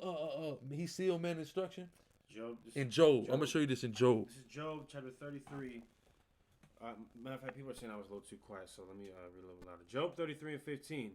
In a dream, in a vision of the night, when deep sleep falleth upon men, and slumberings upon the bed, then he openeth the ears of men, and sealeth their instruction. See that he sealed our instruction. So while you sleep, it's like, you know what? You got a phone, right? So your phone, sometimes your phone will be set, like it'll have an update. And it'll give you the option like download overnight. So while you sleep, your phone will already update. So when you wake up, you ain't got to wait for it. It's already ready to go. That's damn near like how our brain works. While we sleep, the Most High is programming instructions into us. And then we wake up and we just do it. And here we are thinking we making these choices when the Most High already basically programmed it up into us, Okay, I understand that now. Y'all breaking it down for me now. Praise to the Most High. I got one more question, and it's dealing with the curses. It's still dealing in the same chapter, the same book of Deuteronomy. All praise. Go ahead. Because I'm also a little confused with this too. When you skip all the way down to verse 68, it says, "And the Lord shall bring thee into Egypt again with ships, by the way whereof I spake unto thee. Thou shalt see it no more again. And there ye shall be sold unto your enemies for bondman and bondwoman, and no man shall buy you." Now, I'm kind of stuck on this bayou part because I've heard that means to redeem us. Now, if that actually does mean to redeem us, then which part of this prophecy are we going to live out? Are we in this prophecy now? Has this already happened, or are we going to go through another captivity? Like I'm kind of confused because I know Yahweh Shai is going to be our redeemer. So when does this actually happen? Yeah, well, that's going to happen out of this captivity. I couldn't give you a time frame, of course, but it'll happen in this captivity. This when it talks about Babylon and the Babylonian captivity, this is it's the final captivity for Israel. That's why it called Babylon the mother of all harlots. This is the last one. Go ahead. Isaiah 59 and 20, and I'm gonna read it in the King James version. Then I'll read it in the New Living Translation. And the Redeemer, Christ, shall come to Zion, and unto them that turn from transgression in Jacob, saith the Lord. So he's going to redeem us. Now I'm going to read it in another version. It says, the Redeemer will come to Jerusalem to buy back those in Israel who have turned from their sins. Man, that's heavy. That's heavy in that other translation. Yeah, so it's basically gonna happen out of this captivity. We can't get. We don't know when. You know what I mean? We prisoners of that hope of when. We hope. You know what I mean? We hope it's tomorrow. You know what I mean? But we don't know when. Like a lot of brothers got all hyped up on 2019 gonna be the year. Then we almost out of here. You know what I'm saying? We almost out of 2019. Redemption ain't came yet. You know what I'm saying? So we don't know when, but we know it's gonna be out of this captivity though. Oh, okay then. Well, that's pretty much everything I got. I want to say, man, I love you guys. I love that energy. I love that work y'all putting out, man. I came in this truth through y'all, to be honest. I used to watch y'all bang out on the streets of San Diego all the time. I wish I knew about y'all when I actually stayed out there. I would have came by and checked y'all out and everything. But y'all in Georgia now, right? Yeah, I'm in the A, man. I'm in the A, man. So you can come see we out there Thursday, Friday, and Saturday now. 3 days a week. Oh. Hey, I'm one state over. I'm right in Alabama, so I could definitely shoot there. Yeah, that'd man, be no problem. Pull up, brother. Definitely. And I don't know if y'all did y'all want to ask me anything, because I know y'all had requested me to call in and everything, so I just want to make sure there was nothing y'all wanted to ask me or nothing. I'm not sure. Go ahead. No, I see you had questions about free will, so I told you to call in. That's all it was, brother. Oh, okay. Much love, Rock. Much love. Okay, Well, you brothers, y'all be safe out there, man. All praises, meaning blessings, man. And I'll definitely be hollering at y'all later. Okay, definitely. All praise, brother. The water. Shalom. Shalom. All right. All praise. Yeah, that was real edifying. All praise. Oh, man. Damn. I'm talking about update. It just auto-updated this phone right now. I can't even get out of it. Try to turn it off real quick. Try to turn it off and turn it up. Y'all just wait a second. I can put my number on there. Nah, sorry. Just wait a second. It'll be back on in a second. Actually, matter of fact, I can put this number on there. Don't worry about it. It'll be back on 1 second. Khan Sean Foster. That's exactly what it's been. All praises to Yahweh Hashem Yahushua. Let's get this phone 1 second. Just decided the damn auto update.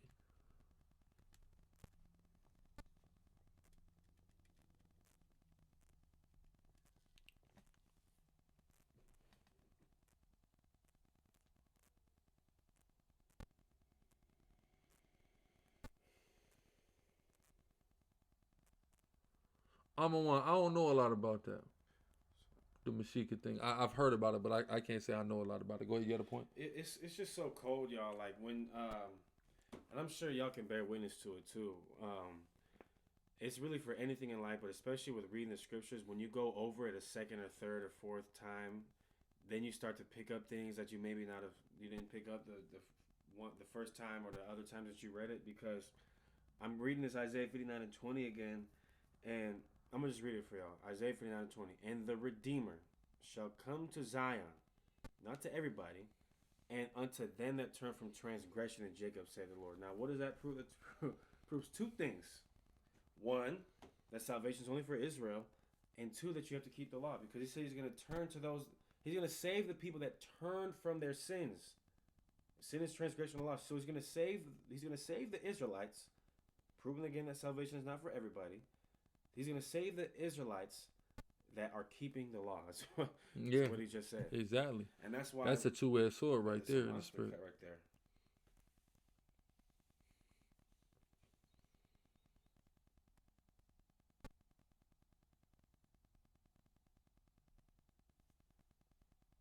Hold on, this phone almost done updating.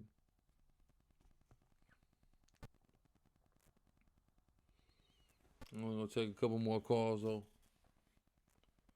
Only taking a couple more calls.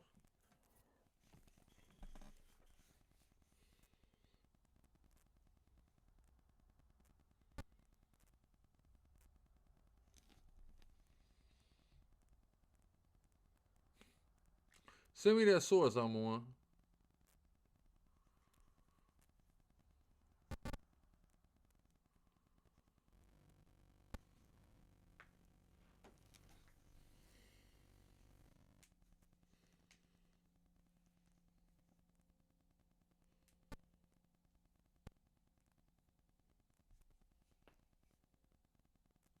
you want to donate, you can super chat, you can Cash App, or you can GoFundMe. Whichever works for you. Super chat and GoFundMe you can use, you know, your regular debit card if you don't have Cash App. But those are how we take donations. Super chat, Cash App, and GoFundMe.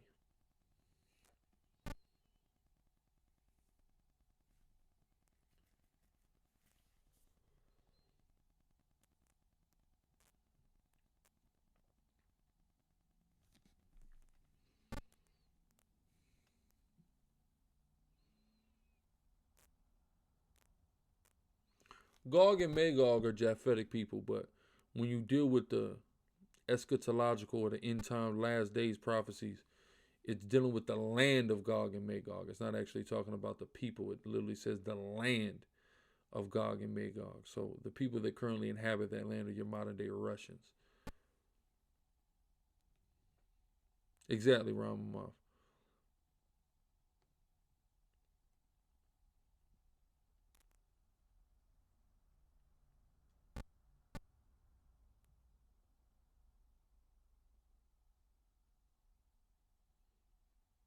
Hervé Montiel, God does not make somebody the most high. So there's still a hierarchy in that. We are gods. Yahweh makes that very clear in John 10, 34 and 35.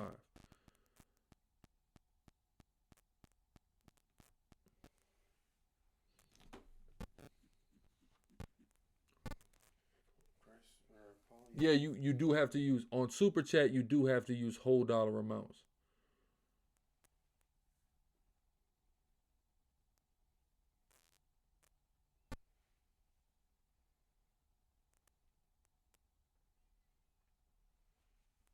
Caleb Wilch, no.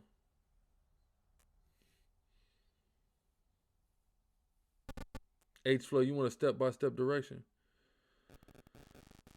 All you got to do is hit that $, click on Super Chat, and just slide it over to wherever amount that you want to see fit. It's got $1, $2, $5, 10, 20, 50, whatever you see fit, and then you click buy and send, and then you put in your information, your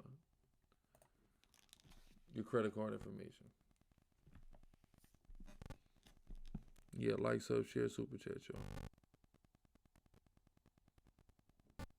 Yeah, fella. I mean, it wouldn't be no problem for you to be around your people. You know what I'm saying? As long as you ain't eating, that wouldn't be an issue. But you know, a lot of times you might think like, oh, I probably shouldn't be around them because I mean that's all they doing over there anyway. So you know, but it wouldn't technically be wrong. But you know, I know the average person. I know I probably would just be like, nah, I'm not going over there. I ain't messing with it.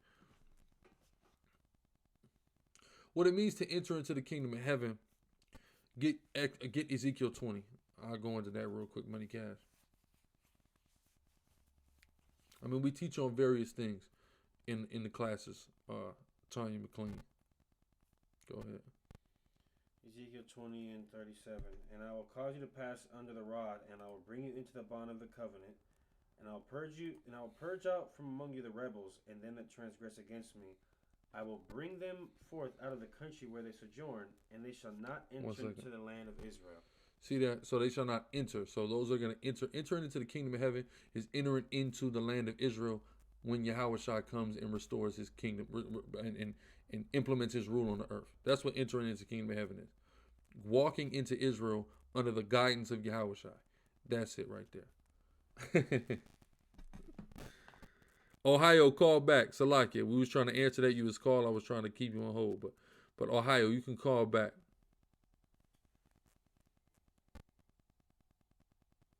Oh, yeah, somebody give Judah 87 an email. I'm getting ready to start again, y'all, a lot of stuff is going to come most I will with the building. But once we get the building, call-in shows, mail bags, things like that, where we going to start going into stuff. Why the Christians say they are saved? Because they don't know the Bible. That's why they say that. Hold on real quick. We got LA calling in. Shalom, you on live. Shalom, brother Hebrew. What's going on with you, Ak? What's going on, King? All praises, glory, and honor be unto the Most High, Yahweh, Bahashim, Yahweh Shai, and all those brothers who's devoting themselves to the truth. That's right. all I got to say is that I don't believe in celebrating Thanksgiving. You know, definitely. You know, so we on the same page, y'all. I just got done uploading a video about celebrating Thanksgiving means that you're celebrating genocide. You're basically celebrating the genocide, you know, that Esau had brung upon the Native Americans, you know, rather than the Native American Indians or the Seminole Indians, you know, the Reubenites and the Gadites. That's right, bro. You know what I'm saying? Come. And when I put this video out, this stupid Slovakia for my language, but this stupid ass Negro only. You know how these motherfuckers is popping up like a gopher out of the gopher hole? Is that right? Huh? Hold on 1 second. Hey, big up to Jean Kelly Thawada in the for that super chat. Go ahead. I know how them Negro onlys do. Go ahead, talk about it. Yeah, and you know, this dude came up on my comment board talking about the Native Americans like they always do, generally speaking. They always talk about, oh, the Native Americans and the Latinos are not Israelite from any tribes of Israel. I was like, okay, then, well, neither is black. You know what I'm saying? Hey, look, they weren't ready for that. Yeah, they was. Look, I always destroy these Negro-only Israelites. I got them in my family. That's how pissed off I am about the Negro-only Israelites. I don't give a fuck about them personally. I let them know. I'm like really harsh when I speak in my videos. My channel on YouTube is called Yasharala Mana Yapasta. You guys are always doing a good job.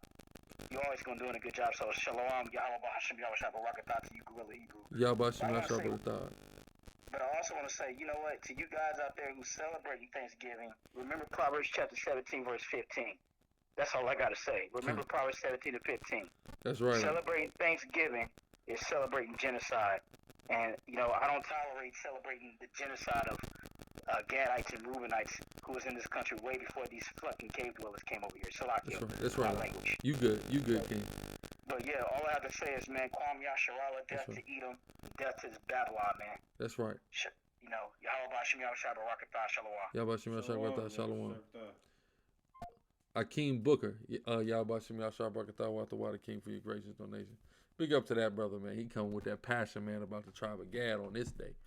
I'm gonna tell y'all that. Yeah, big all praise the Most High. Big up my brother Jean Kelly. Go ahead. What you had? I just gotta get the Thanksgiving verse in the Bible. He said, Yasharala. What he say? Hold on. Yasharala. Monopasatia. I think it is. Yeah. Kind. This is. I know the channel. Go ahead. Psalm 35, 12 to 16. Okay. Hold on. Look, we got somebody. Hold on. Yeah, Fallon. It's not a bad idea to stay away. Shalom, you on? I got a real quick question. Okay, go ahead. Prayer. Yes, sir. I know the scriptures say you can pray in private, right? Con. But let's say if somebody asks you to pray for them, are you allowed to pray for them? Yeah, I mean, being that you got to be by yourself in private, is it still lawful to pray for somebody else while they're in your presence? Yeah, I would. Me personally, like if somebody asks me to pray for somebody, I don't pray in their presence. When I pray in private, I pray in private, but I'll pray for them. You see what I'm saying?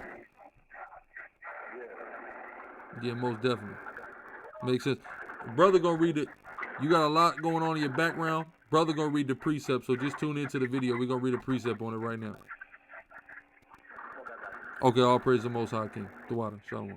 Go ahead. Because the brother was basically asking about praying with other people around. James 5 and 14. Is any sick among you? Let him call for the elders of the church and let them pray over him. So it's multiple people praying for one person.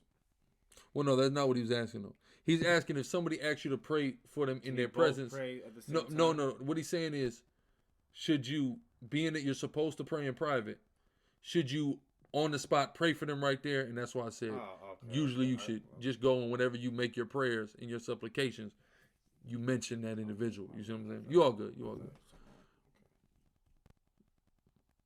Go, you had something else? Yeah, this is the verse. I remember I found this like a year ago, and I was like, man, this is Thanksgiving in the Bible right here. Psalm 35 and 12. This is the tribe of Gad.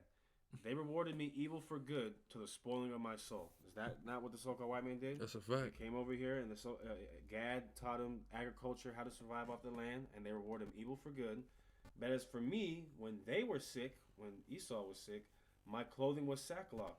I humbled my soul with fasting, and my prayer returned unto my own bosom. our people treated the so-called white man like he was our brother, like he was our family, and we got evil in return. Verse 14. I behaved myself as though he had been my friend or brother. I bowed down heavily as one that mourneth for his mother. That's how our people treated Esau. Like we were friends, like we were family. We went and fought and died in Vietnam, World War I, World War II, etc. But in my adversity, they rejoiced. That's Thanksgiving. In my adversity, they rejoiced and gathered themselves together. Yea, the abjects gathered themselves together against me, and I knew it not. They did tear me and cease not, constantly, meaning they're constantly oppressing us. Watch this though, verse 16. With hypocritical mockers in feast, they gnashed upon me with their teeth. It's Thanksgiving. Give thanks to God, but it's a hypocritical mocker in feast, because what it's really deeply rooted in is genocide, theft, lies, and things of that nature. So, that was just a verse that I remember I found a year ago and just thought, wow, you can't tell me that's not the story of Thanksgiving. Okay. But yeah, if you want to pray around your wife or your family, your kids and stuff, that's fine. There ain't nothing wrong with that, because that's a unit. It's a unit, meaning what? It's unified. It's one. That's what the root word of that is. You know what I'm saying? So ain't nothing wrong with that whatsoever. If you like, it's on you though. You know, if you want to do it or not. By the way, I used to get mad at y'all for debating other Christians or other faith. But when I get into the truth more and get edifying by the video, that's when I truly understand. Keep doing the work. All praise Yahweh Hashem Yahushua. Does fasting mean giving up food? It could mean. You could fast, or you could withhold your flesh from any of the things that it enjoys. And that could be considered a fast. So it doesn't even necessarily have to be food. Or particular types of food, or particular beverages, things of that nature that you could withhold yourself from. And that could be counted as a fast. See what I'm saying? So, yeah, Ovigata, you want to call in, call in. You'll be our last call. Next call is last call. So whoever gets it first is going to be it. Last call. Last call for alcohol.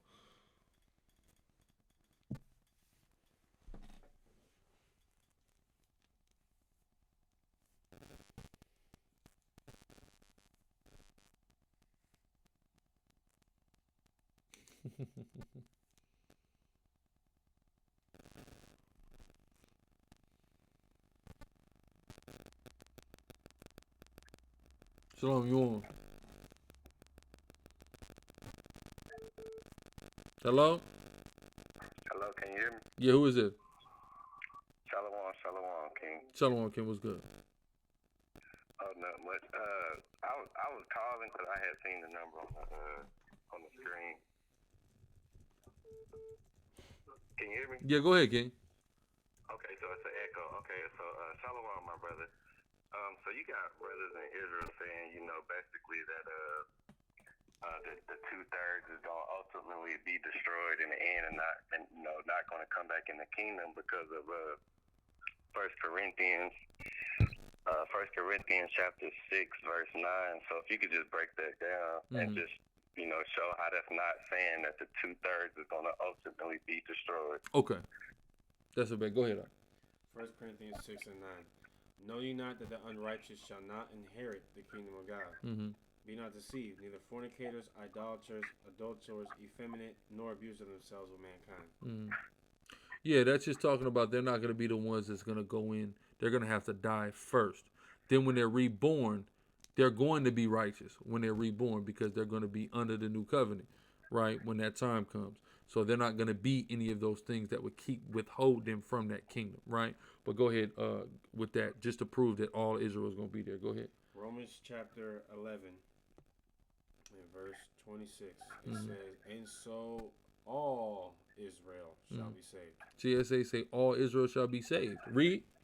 As it is written, there shall come out of Zion the deliverer, and shall turn away ungodliness from Jacob. Exactly. So all Israel is going to be saved through Yahushua, through one mechanism or another. If they have to die first and get judged for their wickedness and then come back in the kingdom through regeneration, that's possible. But they'll still be there, and they'll still be under Yahushua, and they'll still, partake in that eternal life. See what I'm saying? Man. All praises and glory to Yahushua. That's right. Y'all brothers keep doing what y'all doing, man. Death to Esau. That's certainly. Right. And all praises, man. I appreciate y'all once again, my brother. Khan, King. Definitely. The water for calling in. Shalom. Shalom. Khan, man. That was beautiful. We don't accept checks or money orders, H Flood. But if you go in the descriptions of our videos, we typically have our Cash App link and our GoFundMe link. So GoFundMe may be easier for you. So I will try that, brother. But we appreciate your genuine effort to, make a donation to the ministry. Greatly appreciate it. But yeah, so with that, y'all, look at That's a good oh man. Don't block. Oh. Oh man. That was good, man. Yeah, well, every Israelite's gonna be in that kingdom, man. You know why? Because what we have to remember is, y'all, that we're gonna make it to the kingdom based on a promise. Give me that too. We're gonna close on that. That it's a promise. What happened?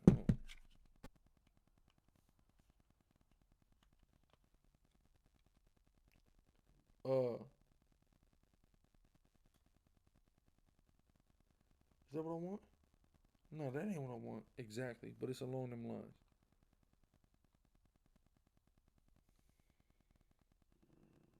So everything is predicated upon this promise, y'all. That's what we got to remember. So we can't get too self-righteous, because we got to remember, even us being wicked as hell and we are worthy of death, even though we're making a conscious effort to be righteous now, we're still worthy of death. So we're still getting in off of being vouched for by our advocate, the mediator, Yahushua, right? Why though? Why do we even have that eligibility? Because Yahweh made a promise to our forefather Abraham, period. It ain't about nothing that none of us did. It's about a promise. And Yahweh is a man of his word, so he going to do according to that promise. So that's how the 2/3 are going to get into. The same way we're going to get all off the promise. But first, the sinners of my people shall die, as is written according to the prophet Amos, right? But go ahead. I think this is Hebrews 6:12, that ye be not slothful, but followers of them who through faith and patience inherit the promises. Mm-hmm. For when God made promise to Abraham, because he could swear by no greater, he swore by himself, saying, surely blessing I will bless thee, and multiply I will multiply thee. And so after he had patiently endured, he obtained the promise. Now, what I want is the law coming 430 years later. That's what I want, actually. I think that's what. There we go. That's what I want. This is Galatians chapter 3, and verse. What the hell? Okay, I know it's Galatians 3. My bad. Let me get it. Okay, Galatians 4 and 17. And this I say, that the covenant that was confirmed before of the Most High in Christ, the law which was 430 years after, cannot disannul, that it should make the promise of none effect. See that? It say the law cannot disannul. So any wickedness any of our people do cannot disannul the fact that the Most High made a promise to Abraham through Isaac and Jacob that gets us all the kingdom. It's all based off a promise. It's not based off of the works that any of us personally do. That's what we got to understand. So we are working so we can be a part of this and not have to suffer the second death and all of these various things now, right? But ultimately, all of our people are going to be in the kingdom because it's all predicated upon a promise. No, you can't sacrifice nothing because you need a temple and a Levitical priesthood to execute them sacrifices. We don't have either of those things currently standing, so no, you couldn't offer a sacrifice in this present time, right? But yeah, man, with that, we're going to give again all praise, honor, and glory to Yahweh by Hashem Yahweh Shai, and say Shalom. Tune in to class tomorrow.